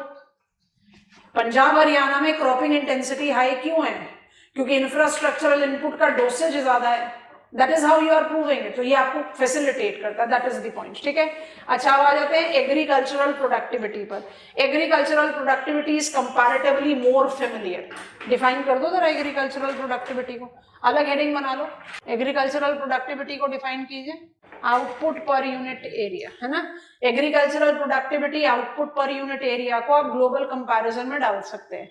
हम ग्लोबल कंपैरिजन में इसको किलोग्राम्स पर हेक्टेयर पर लेकर चलते हैं, ठीक है। और सारे क्रॉप्स को, माने इवन कॉटन को भी आप कन्वर्ट करते हैं। जैसे आप कार्बन क्रेडिट में सबको कार्बन डाइऑक्साइड इक्विवेलेंट में डिवाइड करते हो ना, और उसके बाद ही आप कार्बन क्रेडिट जस्टिफाई करते हो, उसी तरह से यहाँ पर किया जाता है। तो what is agricultural productivity? It is the measure of output per unit area in the global reference and in Indian context हम इसको किलोग्राम्स पर हेक्टेयर लेकर चलते। ये भी एक अच्छा मेजर है ऑफ द क्रॉपिंग पैटर्न, किस लेवल पर आपने क्रॉपिंग पैटर्न को एनहांस किया है या हाईलाइट किया है। इंडिया का जो एग्रीकल्चरल प्रोडक्टिविटी है, चलो उससे पहले एग्रीकल्चरल प्रोडक्टिविटी को कौन कौन से फैक्टर्स डिटरमाइन करेंगे? आप बोलोगे सी कैसे करेगा? National mission on oil seed and oil palm में आपने 7+2+1 करके क्यों याद किया? ऑयल पाम को अलग क्यों काउंट किया? ट्री बेस्ड है। ट्री बेस्ड होने से क्या हो गया? ट्री बेस्ड होने से क्या हो गया? Stand of the plant has to be taken care of. आपको लैंड सीलिंग एक्सेस को बाहर निकालना है ताकि आप बड़े एरिया में इसको कल्टीवेट कर पाए। 1 हेक्टेयर लैंड में ऑयल पाम का 1 या 2 ही ट्री कल्टीवेट हो पाएगा, तो you have to take that. तो हम पॉइंट क्या प्रूव करना चाह रहे हैं? एग्रीकल्चरल प्रोडक्टिविटी को इंस्टीट्यूशनल फैक्टर कैसे इन्फ्लुएंस कर सकते हैं? गवर्नमेंट पॉलिसी विच एनकरेजेस और discourages cultivation of certain crop कैसे इन्फ्लुएंस? इतना एक्सटेंसिव फार्म होगा उसमें आउटपुट पर यूनिट एरिया हमेशा कम होगा नहीं। एक्सटेंसिव फार्म में utilisation of per inch of land is weaker. Intensive farm में, इंटेंसिव क्यों बोलते हैं? कमॉन विटेल्सिस क्लासिफिकेशन को रिकॉल करो, primitive and non primitive. Punjab और बिहार का एग्जांपल दिया था। इंटेंसिव के 2 डायमेंशन, जब भी हम टर्म इंटेंसिव इस्तेमाल करते हैं 2 तरीके से करते हैं। एक तो बाई डिफॉल्ट है इंटेंसिव, भाई मेरी लैंड होल्डिंग छोटी है, पर इंटेंसिव का दूसरा यूसेज क्या होता है? Intense use of land. Intense use of land कब होता है? When you are taking it with the intensive smaller land holding. जितना बड़ा हो जाएगा वो तो मैकेनाइज्ड में चला जाएगा ना, वहां every inch is not incorporated that favourably. इसलिए यहां पर सारा कंटेंट एज इट इज है, कोई डिफरेंस नहीं है, बस वैल्यू का डिफरेंस अप्लाई करना है। बस एक पॉइंट को याद रखना है, ध्यान से सोचेंगे। In this case traditional plantation जाएगा लो में, नॉन ट्रेडिशनल नहीं जाएगा। क्यों नहीं जाएगा? नॉन ट्रेडिशनल किस फील्ड पर है? इंटेंसिव। ट्रेडिशनल प्लांटेशन क्या है? Rubber, spices, tea, coffee will be in extensive farm. बस वो एक वेरिएशन आपको याद रखना है। बाकी कंटेंट बहुत इजी गोइंग है, हम बोल तो सब कुछ ही रहे हैं, आपको जो कुछ लिखना है आप उसको लिखते जाइए। एग्रीकल्चरल प्रोडक्टिविटी इज आउटपुट पर unit area measured as kilograms per hectare. India has approximate 3000 kilograms per hectare of agricultural productivity. थोड़ा सा जनरलाइज फिगर हो जाता है क्योंकि हम इसमें सारे क्रॉप्स को कंबाइन कर रहे हैं, which is significantly low when it comes on to the productivity level of comparable economy China, जहां पर 6000 किलोग्राम्स पर हेक्टेयर का प्रोडक्टिविटी लेवल है। हम अपने आप को यूएसए से ना कंपेयर करें, चाइना से तो कर ही सकते। ठीक है, next pointer is what determines agricultural productivity? Natural, infrastructural and institution. आपको पता है आपको इसको कैसे डिटेल करना है? There is by default regional inequality और variations in the agricultural productivity patterns, and we divide India as high, moderate and low productivity zones with more than country's average. Punjab, Haryana, Rohilkhand, Ganganagar, deltaic plains of Mahanadi, Godavari, Krishna, Kaveri and इसको अलग से bubble में डाल देना, ये cropping intensity में यहां नहीं था। Black soil region. खाली जब सॉइल ज्योग्राफी या स्ट्रक्चर लिखते हो तो लाइट ब्लैक सॉइल लिखते हो, otherwise soil as a determiner या ब्लैक सॉइल ऐसे लिखना है तो कौन से दो कैटेगरीज ऑफ ब्लैक सॉइल को रेफर करते हो? Dark and medium. डार्क कौन कौन सी जगह पर है? महाराष्ट्र एंड कठियावाड़। और मीडियम कहां पर है? मालवा एंड मालनाड। खत्म। लिखे moderate. Fringing near countries average is applied to rain-fed agricultural zones। तो गंगा प्लेन आ गया, ब्रह्मपुत्र प्लेन आ गया, मेजर पार्ट ऑफ प्लाटियो इंटीरियर्स आ गया। रेनफॉल फेवरेबल रहा तो प्रोडक्टिविटी उस सीजन में फेवरेबल रहेगी, नहीं तो फ्लक्चुएट करेगी। अब आ जाएगा लो।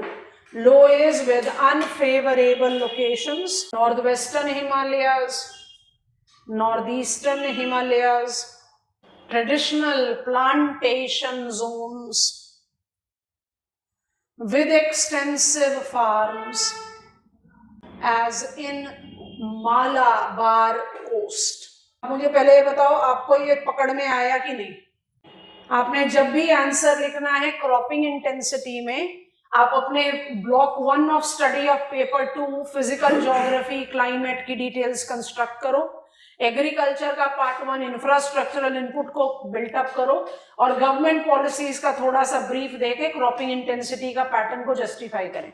इंफ्रास्ट्रक्चरल इनपुट के रोल को डिफाइन करना है तो आप क्रॉपिंग इंटेंसिटी के पैटर्न को लेकर प्रूफ कीजिए। पंजाब हरियाणा में क्रॉपिंग इंटेंसिटी हाई है, पंजाब में 196% है। क्यों है? क्योंकि natural conditions are moderately favourable and infrastructural inputs are very high. आपको पैटर्न बताया है ना।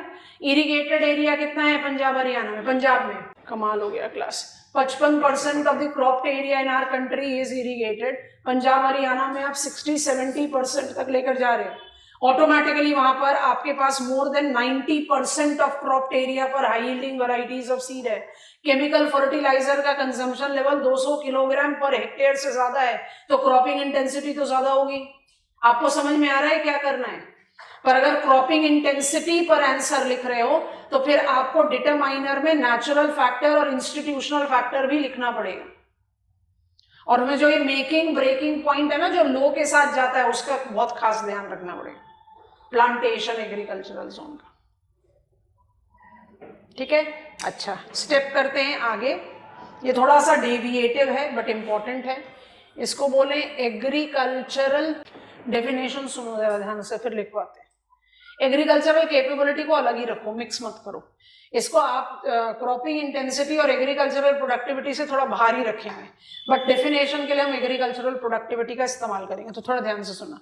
What is agricultural capability?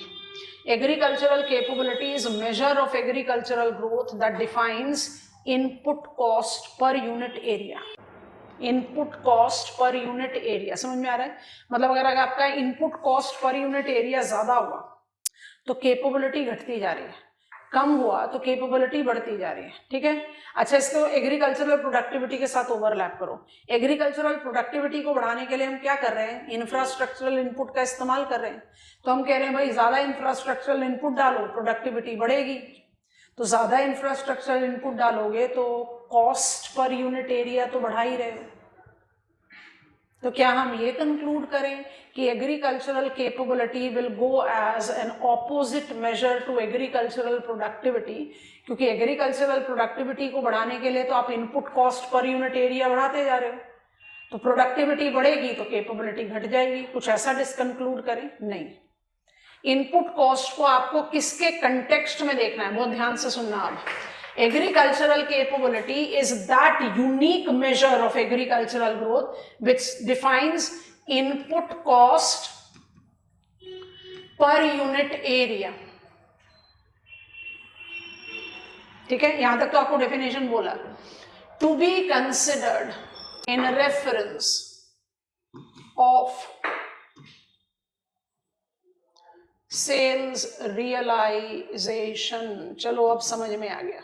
आप कैसे डिसाइड करोगे कि इनपुट कॉस्ट ज्यादा हो गया कि कम हो गया? आपने जितना भी कॉस्ट बियर किया, आपने उससे ज्यादा कमा लिया बेचने के बाद, तो आपका इनपुट कॉस्ट तो कम ही हुआ। और आप इतना कमा कैसे पाओगे? quality and quantity of yield should be superior. यहां पर आ गया hint of crop ecological zonation. ध्यान से सुनना क्या बोल रहे हैं. एग्रीकल्चरल कैपेबिलिटी, लैंड कैपेबिलिटी लिखा हुआ है हमारे सिलेबस में, एग्रीकल्चरल कैपेबिलिटी नहीं लिखा हुआ. और बहुत सारे बच्चे लैंड कैपेबिलिटी को एग्रीकल्चरल कैपेबिलिटी से मिक्सअप कर देते हैं. हमारे सिलेबस में लिखा हुआ है क्रॉप कॉम्बिनेशन रीजन. हमने आपको इनका एडजस्टमेंट बता दिया है स्टडी प्लान में. हम क्रॉप कॉम्बिनेशन रीजन्स को पढ़ने की तैयारी कर रहे हैं, उसीलिए हमने एग्रीकल्चरल कैपेबिलिटी को पकड़ा है. बहुत ध्यान से सुनना, अब इसके बाद काम हो जाएगा, फिर फटाफट से पॉइंटर्स क्रिएट करने हैं. What is agricultural capability? Agricultural capability is that measure of agriculture, crop culture growth, where we try to assess what is input cost per unit area based on sales realization. So lower input cost per unit area, higher is capability, vice versa. Capability को बढ़ाने के लिए आपको करना क्या पड़ेगा? Resource based agriculture. क्या आप मैप ऑफ इंडिया बना सकते हो, जैसे आप एग्रीकल्चरल इंटेंसिटी पर या प्रोडक्टिविटी पर बना सकते हो? मैप ऑफ इंडिया बना दो, 3 शेड दे दो, हाई मॉडरेट लो. क्या आप इस तरह का कोई मैप बना सकते हो कैपेबिलिटी का? नहीं. क्यों? सोच कर देखो. That region which is most capable for wheat, नाम बताओ. Punjab. Will be least capable for rubber. Capability किससे जज हो रही है? Resource based. Agro climatic condition किस तरीके के क्रॉप को सपोर्ट कर सकता है. तो पंजाब रबड़ के लिए तो लीस्ट केपेबल हो गया, पर पंजाब व्हीट के लिए मोस्ट केपेबल है. पंजाब राइस के लिए भी लीस्ट केपेबल है. वो अलग बात है कि हम कल्टीवेट कर रहे हैं, Punjab is one of the leading producer of rice, but वो केपेबल क्यों नहीं है?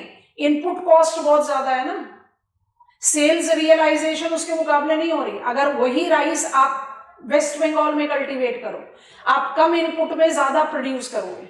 क्यों? एग्रो क्लाइमेटिक कंडीशंस फेवरेबल है. I think you are understanding. So agricultural capability is that major which tames और which targets to highlight resource based agriculture. Resource based agriculture का है, मुझे पता है मेरे कंट्री में एक एरिया में आप 6, 7, 8 क्रॉप्स कल्टीवेट कर सकते हो, बिल्कुल सही. लेकिन कोई तो ऐसा क्रॉप होगा जो सबसे ज्यादा केपेबल है. उस बेसिस पर हम 11 क्रॉप कॉम्बिनेशन रीजन्स डिमार्केट करते हैं. तो जैसे आप कहो ना agricultural capability is equal to crop combination region. आप कह रहे हो कॉम्बिनेशन, क्योंकि इंडिया जैसे कंट्री में एक क्रॉप, मोनोकल्चर का तो कल्चर ही नहीं है. जहां पर मोनोकल्चर था, कहां पर? वेस्ट बंगाल, असम. वेस्ट बंगाल तो एनसीईआरटी में भी लिखा है 3 क्रॉप्स ऑफ राइस, अमन, नसबोरो. वहां पर भी हमने कैच क्रॉप सनफ्लावर डालना शुरू कर दिया. वहां पर भी हमने कैच क्रॉप मस्टर्ड डालना शुरू कर दिया. India is actually not the example of monocrop, कुछ छोटे मोटे लोकेशंस को छोड़कर. तो आप जब कहते हो ना कि ये क्रॉप मोस्ट केपेबल है, तो इसका मतलब ये नहीं कि वही क्रॉप वहां कल्टीवेट किया जाता है. वो वहां पर सबसे प्रायोरिटी क्रॉप है या होना चाहिए. बाकी आप बाकी कोई भी चीज कल्टीवेट करो. जैसे पंजाब में कौन सा क्रॉप सबसे ज्यादा केपेबल होगा? व्हीट. वो कल्टीवेट होना चाहिए, हो रहा है. उसके अलावा जो बाकी आप कल्टीवेट कर सकते हो आप करो. तो आपने पढ़ा कि वहां कॉटन भी हो रहा है, केन भी हो रहा है, राइस भी हो रहा है, पल्सेस भी हो रहा है, ऑल सीड भी हो रहा है. So what are the 11 crop combination regions? It denotes those crops which are most capable under given circumstance. Why I don't call it agricultural capability region? Because India do not follow monoculture. इसलिए हम उसको कहते हैं crop combination reason. और जिस crop का नाम देंगे वो क्रॉप वहां पर प्रायोरिटी क्रॉप है या होना चाहिए. क्यों है या होना चाहिए? मोस्ट केपेबल क्रॉप है. इसमें हम फूड क्रॉप से फिर कैश क्रॉप की तरफ बढ़ेंगे. आप बड़े आराम से जहां से शुरू किया था उसका एक रिमाइंडर लोगे, पर थोड़ा सा डिफरेंट पर्सपेक्टिव से. आई hope you have got the gist. Pin point करना शुरू करो. एग्रीकल्चरल कैपेबिलिटी का डेफिनेशन लिखेंगे. हमने सिनॉप्सिस तो लिख रखा है, बट हम थोड़ा सा क्लैरिटी के साथ डिक्टेट कर देते हैं. Agricultural capability of agriculture development that considers input cost per unit area to be considered in reference of sales realization. Diverse agroclimatic conditions have facilitated generation of multiple cropping, put a dash and write down, with monocultural practices, agricultural capability pattern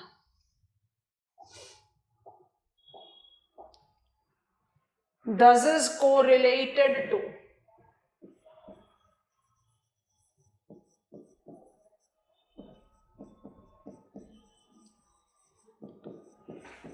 boldly underline it, crop combination regions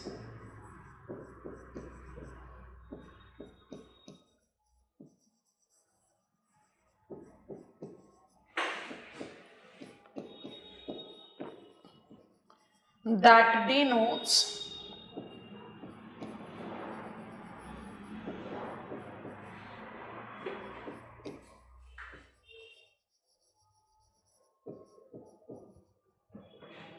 most capable crop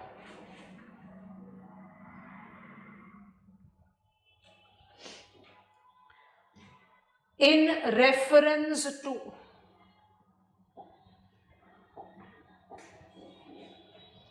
prevailing agroclimatic conditions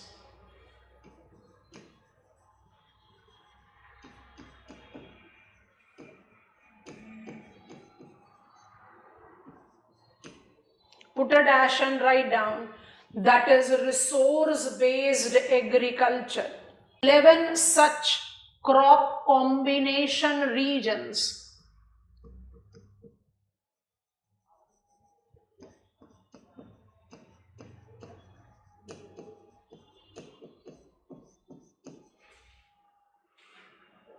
dash agricultural capability zones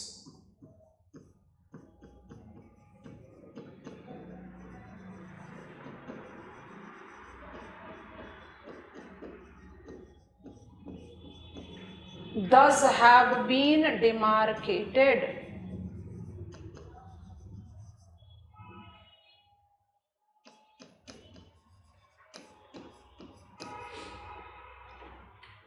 हमने लिख दिया इतने देर में list.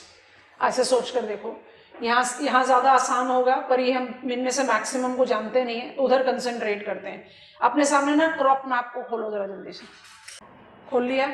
Rice map को देखो, मेरा पहला है राइस क्रॉप कॉम्बिनेशन रीजन, ठीक है। आप जब क्रॉप का मैप देख रहे हो तो आपको दिख रहा है कि राइस कहाँ कल्टीवेट हो रहा है। भाई राइस पूरे नदर्न प्लेन्स में कल्टीवेट हो रहा है, पूरे ईस्ट और वेस्ट कोस्ट प्लेन में कल्टीवेट हो रहा है, प्लेट्यू इंटीरियर्स में जहां आपने नंदयाल वैली मार्क करा, छत्तीसगढ़ प्लेन मार्क करा, वहां कल्टीवेट हो रहा है, ये सब नो। तो जो मैप आपके सामने है वो शो कर रहा है rice is cultivated where in India. क्या हम उसके बारे में अभी बात कर रहे हैं? नहीं, हम बात कर रहे हैं राइस कहां पर मोस्ट केपेबल क्रॉप है। तो राइस मोस्ट केपेबल क्रॉप कहां से होना शुरू हो जाएगा? अवध से लेकर Brahmaputra and east coast plain. West पर जाओगे नहीं, क्योंकि केरला में भी एसिडिक सॉइल है, नॉट लेटेरेटिक। केरला के प्लेन्स में you are having par moist climatic condition. Soil type किस तरह का होगा? It will be having lesser pH value, इसलिए वहां पर प्रायोरिटी क्रॉप राइस नहीं है। राइस को आप कहां रिस्ट्रिक्ट करोगे as capable most crop? Rohilkhand में भी नहीं, अवध ऑनवर्ड्स। अच्छा, दूसरा मैप देखो, वीट कहां पर कल्टीवेट हो रहा है इंडिया में? पंजाब है, हरियाणा है, राजस्थान है, मध्य प्रदेश है, उत्तर प्रदेश है, बिहार है, मिथिला प्लेन्स तक पहुंच रहे हो। कॉन्टिनेंटल है ना, तो विंटर टेम्परेचर हो जाएगा, आप कल्टीवेट कर सकते हो। तो ये सारे एरिया में तो आप वीट कल्टीवेट कर रहे हो, पर वीट सबसे ज्यादा केपेबल क्रॉप कहाँ हो सकता है? पंजाब, हरियाणा, सतलज, यमुना प्लेन। आपको डिफरेंस समझ में आ रहा है? तो हम इसको क्रॉप कॉम्बिनेशन रीजन क्यों बोलते हैं? क्योंकि मोनोकल्चर थोड़ी एग्जिस्ट करता है इंडिया में। सबसे प्रायोरिटी क्रॉप कहां पर है? तो वीट और राइस के साथ स्पेशली बड़ा एरिया आ जाता है, तो वो हम लिख नहीं रहे। बाकी सबको आप थोड़ी देर के लिए क्रॉप मैप को देखते रहना। वीट क्रॉप कॉम्बिनेशन रीजन कहां है? सतलज, यमुना। आप जो देख रहे हो अपने सामने वो क्या दिख रहा है? व्हीट कल्टीवेशन एरिया, हम क्या पढ़ रहे हैं, wheat as most capable crop, तो व्हीट क्रॉप कॉम्बिनेशन रीजन। अच्छा, मेज कहां पर आएगा, चंबल वैली। खुद से देखो, मेज का कल्टीवेशन पेनिनसुला से लेकर एक्स्ट्रा पेनिनसुला काफी लंबे चौड़े बेल्ट में दिखाई दे रहा है। बाजरा कहां पर आएगा, राजस्थान बागर। ज्वार कहां पर आएगा, क्योंकि मुझे कॉटन में लिखना है इसलिए बहुत ध्यान से लिख रहे हैं। ज्वार कहां पर आएगा, it will be in Maharashtra, rain shadow interiors. Cotton belt जो है वो रेन शैडो इंटीरियर्स को एस्केप करता हुआ, ट्विस्ट होता हुआ दिखाई देता है, क्योंकि कॉटन थोड़ा वाटर इंटेंसिव क्रॉप है। अच्छा, रागी कहां जाएगा, मेलागिरी हिल्स, कल बताया था। बार्ले कहां जाता है, it goes with Himachal Pradesh का सदर्न स्लोप, तो हम इसको आराम से धौलाधर रेंज के साथ रिलेट कर लेंगे। याद आ रहा है बार्ले के साथ क्या बताया था, it's a rabi crop, it's a nutri cereal but it's a rabi crop. अच्छा, pulses oilseed, oilseed तो आप जानते हो कितने सारे रेंज है, पल्सेस में भी ग्राम, तुअर, red gram, moong, you can keep on counting them, many of them. तो पल्सेस और ऑयल सीड को डिफाइन करने के लिए आप एक क्रॉप को फोकस करते हैं।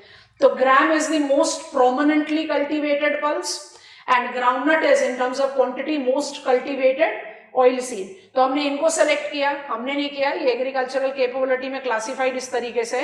तो पल्सेस और ऑयल सीड्स पर हमने एक एक क्रॉप को स्पेसिफाई करके सीसीआर या कैपेबिलिटी को जस्टिफाई किया। तो ग्राम सीसीआर कहां होता है, मालवा। ग्राउंडनट कहां होता है, कठियावाड़।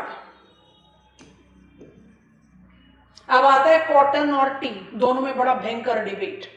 कॉटन और केन दोनों नॉन ट्रेडिशनल प्लांटेशन है, दोनों के हम सेकंड मेजर प्रोड्यूसर हैं। कोई भी पैरामीटर आप जज करो भाई, कॉटन और केन सिंगल सिंगल क्रॉप है, कोई का वैरायटी तो है नहीं, और दोनों में हम सेकंड मेजर प्रोड्यूसर हैं। और ज्योग्राफी को डालें तो केन ज्यादा बड़े एरिया में कल्टीवेट हो रहा है कंपेयर टू कॉटन, फिर भी हम कॉटन सेलेक्ट करते हैं, केन नहीं। फिर से वही बात रिपीट कर रहे हैं, क्योंकि cane cultivators may not cultivate cane, cotton cultivators always cultivate cotton. ये क्यों है, वो शुगर केन का रेफरेंस हम agro processing industry sugar mills में बताएंगे। तो कॉटन क्रॉप कॉम्बिनेशन रीजन कहां जाएगा, महाराष्ट्र प्लाट्यू। अब आपने महाराष्ट्र प्लाट्यू का रेन शैडो इंटीरियर हटा दिया है, तो रेस्ट ऑफ महाराष्ट्र प्लाट्यू आप आराम से डाल सकते हैं। अच्छा, ट्रेडिशनल प्लांटेशन में India is a leading producer of spices, India is one of the significant producer of rubber, one of the significant producer of T. तो टी क्यों सेलेक्ट किया, टी का इंडिया लीडिंग प्रोड्यूसर है, spices का भी leading producer है, लेकिन spices एक थोड़ी होता है, टी तो एक ही है ना।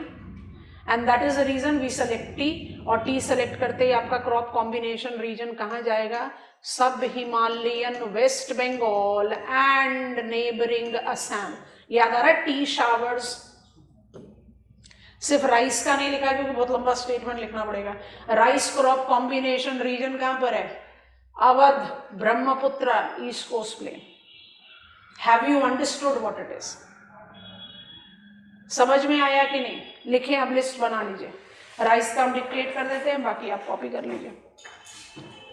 Rice crop combination region extends from Awadh to Brahmaputra lowlands, an entire east coast plain। ठीक है, अब लिस्ट को कॉपी डाउन कर लो। व्हीट, सतलज, यमुना, हमने थोड़ा सा ऑर्गेनाइज कर लिया, food crops and other crops. और अब खुद से देखना लिखने के बाद अपने मैप पे, जहां पर ये मोस्ट केपेबल क्रॉप है वहां पर ये कल्टीवेट किए जा रहे हैं, ऐसा नहीं कि नहीं कल्टीवेट किए जा रहे, बट उसके अलावा और भी बहुत जगह कल्टीवेट किए जाते हैं, क्योंकि India is such diverse in agro climatic condition कि आप एक क्रॉप एक फील्ड पर रुक ही नहीं सकते। क्रॉप कॉम्बिनेशन रीजन का मतलब हो गया resource based agriculture, cultivating the crop where it is most favorable to cultivate with least of input cost, dependable yield and higher sales realization. इसलिए क्रॉप कॉम्बिनेशन रीजन लिखने के लिए आपको एग्रीकल्चरल कैपेबिलिटी लिखना ही पड़ेगा। तो सिलेबस में एग्रीकल्चरल कैपेबिलिटी कहीं नहीं लिखा हुआ, क्रॉप कॉम्बिनेशन रीजन लिखा हुआ। अच्छा, डिफरेंस बता दो। एग्रीकल्चर की शुरुआत की थी क्रॉपिंग रीजन से, कहा था एग्रीकल्चरल रीजनलाइजेशन। अब हमने दूसरा रीजन पढ़ लिया, क्रॉप कॉम्बिनेशन रीजन। दोनों में क्या डिफरेंस है?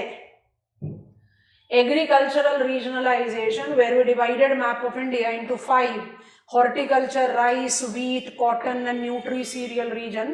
और अब जो हमारे सामने है क्रॉप कॉम्बिनेशन रीजन, जहां हम 11 रीजन डिमार्केट कर रहे हैं। दोनों ही अटेम्प्ट ऑफ रीजनलाइजेशन है। We ultimately as geographers focus on regionalisation a lot. दोनों में क्या डिफरेंस है? मेजर कल्टिवेटेड और resource based. Resource based major नहीं है। आप कहना चाह रहे हो जो केपेबल रीजन है वहां पर वो क्रॉप मोस्ट प्रोमिनेंट नहीं है? हो भी सकता है, नहीं भी हो सकता। बिल्कुल perfect, correct. When I say agricultural regionalisation, our focus is on principally cultivated crop with combination. तभी हम कह रहे हैं rice, jute, tea, cotton, cane, wheat, cane, ऐसे करके डिमार्केट किया, या horticulture. Now when I talk about crop combination region, हम कह रहे हैं ये रिसोर्स बेस्ड एग्रीकल्चरल रीजनलाइजेशन है। गिवन एरिया में ये क्रॉप सबसे ज्यादा केपेबल है और सबसे ज्यादा प्रायोरिटी में कल्टीवेट किया जाना चाहिए, because it is going to give you higher remunerative yield with lesser possibility of higher cost या लेसर पॉसिबिलिटी ऑफ फेलियर। ये जिस एरिया में मोस्ट केपेबल है वहां कल्टीवेट हो भी रहे हैं, नहीं भी हो रहे, दोनों चीजें। I think this is done. We are done with that cropping का requirement. अब जरा फटाफट से ना एक अपना बैकग्राउंड तैयार करते हैं। As per our study plan हमें कहाँ पहुंचना है? Green Revolution and its socio-economic impact. अच्छा, Green Revolution was equal to crop culture. तो हमने क्या करा, उस ग्रीन रेवोल्यूशन बोलने से पहले ही क्रॉप कल्चर का सारा डोमेन कवर अप कर लिया। अब हम उसको प्लॉट ऑन कर रहे हैं ऐसे। How do I define green revolution? Heading बना लो पहले, क्योंकि यही मेरे स्टडी को आगे ले जाएगा, नहीं तो फिर ऐसा लगेगा कुछ वैक्यूम है और उस वैक्यूम को लेकर हम आगे बढ़ गए। छोटा सा, एक छोटा सा बॉक्स आइटम ऑलमोस्ट एक पेज का बनेगा, बट बड़ा informative tabular flow chart related content create कर रहे हैं। How do I define green revolution? Large scale diffusion of HYV seeds leading to broad transition in agriculture. India experienced green revolution in 1960s. उसको हम generation 1 green revolution बोलते हैं। Generation 1 green revolution was super successful. हम बिल्कुल गलत होंगे अगर हम कहें कि Generation 1 green revolution was a failure. It was super successful. Why super successful? अपने ऑब्जेक्टिव के बियॉन्ड फैसिलिटेट किया एग्रीकल्चर के ग्रोथ को। किसी भी मिशन, किसी भी प्रोग्राम की फेलियर या सक्सेस को जज करने के लिए हम हमेशा उसके ऑब्जेक्टिव्स को कंसिडर करते हैं। आप किस मोटिव के साथ चले थे, आप उस मोटिव को फुलफिल कर पाए तो आप सक्सेसफुल हो, पार्शियली कर पाए तो पार्शियल सक्सेसफुल हो, नहीं कर पाए तो फेलियर हो। यही तो इसी तरह से तो जज किया जाएगा। तो ग्रीन रेवोल्यूशन जनरेशन 1 एक अर्जेंट टाइम में इवॉल्व किया गया जब India was very strongly looming under the threat of food insecurity, largely because population strongly growing and food resources was not keeping pace with the growth of population। और India जैसी country को आप अपने आप को 1950s अर्ली 60s में ले जाओ, इंपोर्ट करना पड़ रहा है grain to feed the population. ऐसे कंडीशन में हमने ग्रीन रेवोल्यूशन जनरेशन 1 को ट्रिगर किया। इस ट्रिगर्ड ग्रीन रेवोल्यूशन ने अपना फुल सारे ऑब्जेक्टिव को डिफाइंड तरीके से फुलफिल किया। इसके जो आउटकम है उसी को जज करते करते हम इसको सक्सेस को जस्टिफाई कर लेंगे। हम ग्रीन रेवोल्यूशन को प्रोज और कॉन्स के साथ रिलेट करेंगे, कॉन्स हमारी स्टडी को आगे ले जाएगा, तो कॉन्स बाद में पिकअप करते हैं। What were the positive outcomes of green revolution generation 1? First and foremost, India became grain sufficient. यहीं पर ही मेरा ऑब्जेक्टिव फुलफिल हो गया। मेरा ऑब्जेक्टिव तो सिर्फ यह था कि इंडिया का डिपेंडेंसी और इंपोर्टेड ग्रेन रुक जाए, हमने वो कर लिया, तो मेरा तो success of green revolution first point पर ही जस्टिफाइड हो गया। India became grain sufficient with creation of buffer stock. इतना सरप्लस प्रोडक्शन होना शुरू हुआ है कि buffer stock culture marked up it's beginning, and that led to the development of FCI, Food Corporation of India Limited, evolved, all right established. This facilitated increase in government control to safeguard, बड़ा interesting point लिख रहे हैं, interest of both farmers and consumers. अभी explain करते हैं, आप पहले लिख लो। अच्छा, मेरा चौथा प्रो, increased agro-based industries,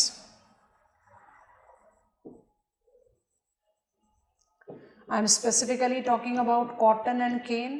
बहुत बार बता दिया है, cotton, cane were the crops that influenced in generation 1 green revolution, ठीक है, due to dependable yield.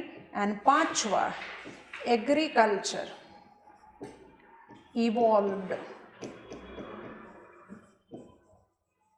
beyond being subsistence.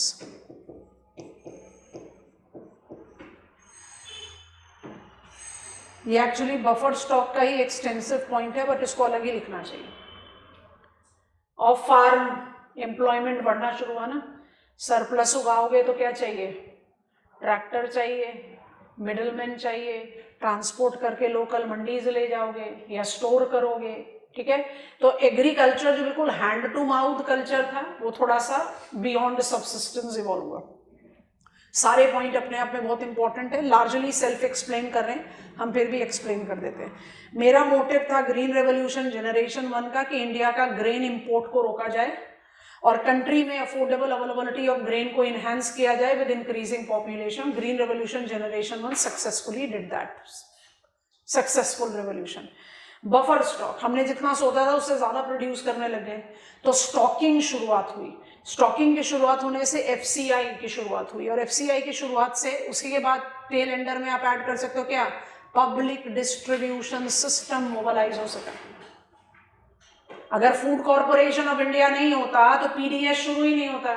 Fair price shop का नेटवर्किंग, आप हम उस टाइम की बात कर रहे हैं, उस टाइम में इट वाज इनडिस्क्रिमिनेट, सारे इंडियन हाउस होल्ड के राशन कार्ड बनते थे, राशन कार्ड में जितने फैमिली मेंबर्स है वो एनरोल होते थे, उनके हिसाब से एक specified quota of wheat, kerosene oil, sugar, ये सब चीजें फेयर प्राइस शॉप से मिलती थी। So how India could mobilise that capacity, क्योंकि बफर स्टॉक हुआ, एफसीआई हुआ, पीडीएस। अब पीडीएस के डिफरेंट डोमेन है, हम बात करेंगे नेशनल फूड सिक्योरिटी एक्ट की इन डिटेल्स में, ठीक है। तो वो सारी चीजें शुरू हुई, तो we were more than successful in what we aimed at. इसके बाद हमने लिखा बड़ा इंटरेस्टिंग पॉइंट, बफर स्टॉक की वजह से, एफसीआई की वजह से गवर्नमेंट के हाथ में ज्यादा कंट्रोल आ गया कि दोनों साइड के इंटरेस्ट को टेक केयर करें। अब सोचो, आज भी आप कहते हो कि मेरा लगभग 45% रेन फेड एग्रीकल्चरल एरिया है, आप हो 1960 में आपका 70-80% रेन फेड एग्रीकल्चरल एरिया था, तो किसी जो क्या होगा, आपका एग्रीकल्चरल प्रोडक्टिविटी या क्रॉपिंग इंटेंसिटी किस लेवल पर होगा, मॉडरेट। बारिश अच्छी होगी तो सब कुछ बल्ले बल्ले, बारिश खराब होगी तो क्रॉप गया, ऐसा ही होता है। अब उस कंटेक्स्ट में सोचो, डिमांड सप्लाई का लॉजिक अप्लाई करके, किसी एक गिवन साल या किसी एक गिवन क्रॉपिंग सीजन में बम्पर क्रॉप हो गया, सप्लाई ज्यादा होगी डिमांड से, किसका इंटरेस्ट गया, क्वेश्चन मार्क पर फार्मर्स। गवर्नमेंट के पास बफर स्टॉक की कैपेसिटी है तो वो सरप्लस ग्रेन को एक्वायर करके स्टॉक कर लेगी ताकि प्राइस स्लंप ना करे, तो फार्मर का इंटरेस्ट सेफगार्ड हो गया। अब किसी क्रॉपिंग सीजन में क्रॉप हो गया फेल, सप्लाई कम हो गई, डिमांड ज्यादा है, अब प्राइस करेगा सोर, अब किसका इंटरेस्ट गया? कंज्यूमर। अब आप क्या करोगे? अपने बफर स्टॉक से ग्रेन को ईज आउट, रिलीज कर दोगे ताकि मार्केट में कंटिन्यूटी ऑफ सप्लाई बनी रहे। हमने अभी रिसेंट टाइम में अनियन के केस में ये देखा, मार्केट में सप्लाई बनी रहे ताकि प्राइस एक स्टैटिक पॉइंट पर रहे और कंज्यूमर का इंटरेस्ट सेफगार्डेड रहे। ये कैपेसिटी यूनियन गवर्नमेंट के पास कैसे आई? With the success of green revolution. और बाकी जो 2 पॉइंट लिखे हैं वो बहुत जस्टिफाइड हैं। डिपेंडेबल प्रोड्यूस हुआ इसलिए कॉटन और शुगर मिल्स का ग्रोथ हुआ, and agriculture by default evolved to be much beyond subsistence. पहले होता था मैं मेरी फैमिली कल्टीवेट कर रहे हैं, खुद खा रहे हैं, काम खत्म। अब आप कुछ सरप्लस प्रोड्यूस कर रहे हो, उसके लिए आप उसको सेल करने के लिए बाहर जाओगे, तो there is movement, there is requirement of tractor drivers, there is requirement of mandis, there is requirement of middleman, and that is how there was the mobilisation of commercial edge of agriculture. मतलब win win, हम कहीं से भी नहीं कह सकते it was a failure, but it yielded significant negative outcomes also. अब जरा ध्यान से देखें कॉन्स। अब यहीं पर हमारा की एक्सप्रेशन होगा जो हमारी स्टडी को आगे ले जाएगा। What is the negative outcome of generation 1 green revolution? पहला, इट क्रिएटेड एग्रीकल्चरल, अभी हमारे साथ लिखते जाओ, इनइक्वालिटी। दूसरा, इट क्रिएटेड रीजनल इनइक्वालिटी। तीसरा, इट क्रिएटेड सोसाइटल डिवाइड भी लिख सकते हैं, but inequality is better expression. And चौथा, it created environmental. Agricultural inequality क्यों? अभी तो आप सारे क्रॉप पढ़ते हुए पहुंचे हो यहाँ पर। इंडिया का एग्रो क्लाइमेटिक कंडीशन इतना डाइवर्स है कि खाली 4 crop is equal to Indian agriculture तो हो ही नहीं सकता। Wheat, rice, cotton, cane. आप ना पोल्ट्री को जगह दे रहे हो, ना पल्सेस को जगह दे रहे हो, ना लाइफ स्टॉक को दे रहे हो, ना एक्वा कल्चर को दे रहे हो, तो क्या कर रहे हो आप? एग्रीकल्चरल इनइक्वालिटी जनरेट कर रहे हैं। रीजनल इनइक्वालिटी काउंट करा था ना, Punjab, Haryana, Rohilkhand, Ganganagar and 4 deltaic plain is equal to green revolution. Positive side से देखो, खाली इन सब एरिया में ग्रीन रेवोल्यूशन हुआ तो हम इतना कुछ अटेन कर पाए। अगर पूरे इंडिया में हो जाता तो हम कहां पहुंचते? पर प्रॉब्लम क्या है? डेवलपमेंट और ग्रोथ के बीच में यही तो डिफरेंस है ना। डेवलपमेंट क्या चाहिए? डिफ्यूज्ड होना चाहिए, कंसंट्रेटेड नहीं होना चाहिए। ग्रीन रेवोल्यूशन जनरेशन 1 कंसंट्रेटेड था, तो it created a massive regional inequality, imbalance, वो प्रॉब्लम है। सेक्टोरल से सोसाइटल, कैसे? High yielding varieties of seed free of cost मिल रहा था, ठीक है, परफेक्ट, बट जो 2 dual characteristics of high yielding variety of seed है उसको इनकैश करने के लिए मुझे बहुत सारी चीजें एट माय डिस्पोजल चाहिए थी। केमिकल फर्टिलाइजर चाहिए था, इरिगेशन चाहिए था, जो कि आज तक भी 60% I can write the, I am writing lower value, I can write it at 65% are marginal, और लगभग 20% ऑफ फार्मिंग पॉपुलेशन जो है वो लैंडलेस है। आप सोचो कि 80% ऑफ फार्मिंग पॉपुलेशन को जो रेवोल्यूशन इन्फ्लुएंस नहीं कर पा रही, आप उसको सक्सेसफुल कैसे बोलोगे? सिर्फ जो फार्मर्स एफ्लुएंट थे या जिनके पास कैपेसिटी थी वही बेनिफिट ले पाए। माने पंजाब हरियाणा में भी एफ्लुएंट फार्मर ही ले पाए, सारे फार्मर्स नहीं ले पाए।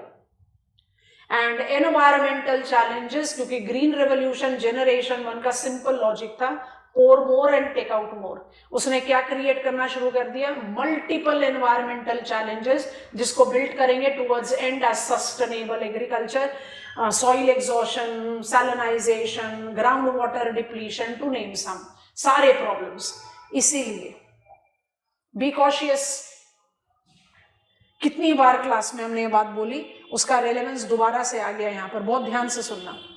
Anything that is diversified,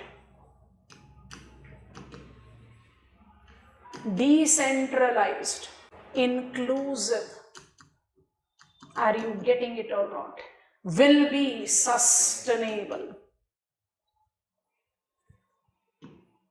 and all these correlate to, आगे ही बात समझ में। रेनबो रेवोल्यूशन का जिस्ट क्या है इंडियन एग्रीकल्चर को डाइवर्सिफाई करो, डिसेंट्रलाइज करो, सस्टेनेबल बनाओ और इंक्लूसिव बनाओ। इसलिए जब आप एक लाइव स्टॉक रैंचिंग की बात करें या आप बात करें any of the agricultural, poultry sector, social forestry, आपका टारगेटेड ऑडियंस कौन सा है? आपका टारगेटेड ऑडियंस है marginal farmers, landless labourers. I think you have picked up the. अब हम जाएंगे department of livestock, dairying and fisheries, जैसे आपको स्टडी प्लान में बताया था। सस्टेनेबिलिटी तो उसके साथ साथ कंस्ट्रक्ट होती जाएगी, बट फिर भी हमें national mission on sustainable agriculture with organic farming, climate smart agriculture के बारे में जानकारी होनी चाहिए, तो हम उसको कंक्लूजन पे एग्रो इकोलॉजिकल जोन्स के साथ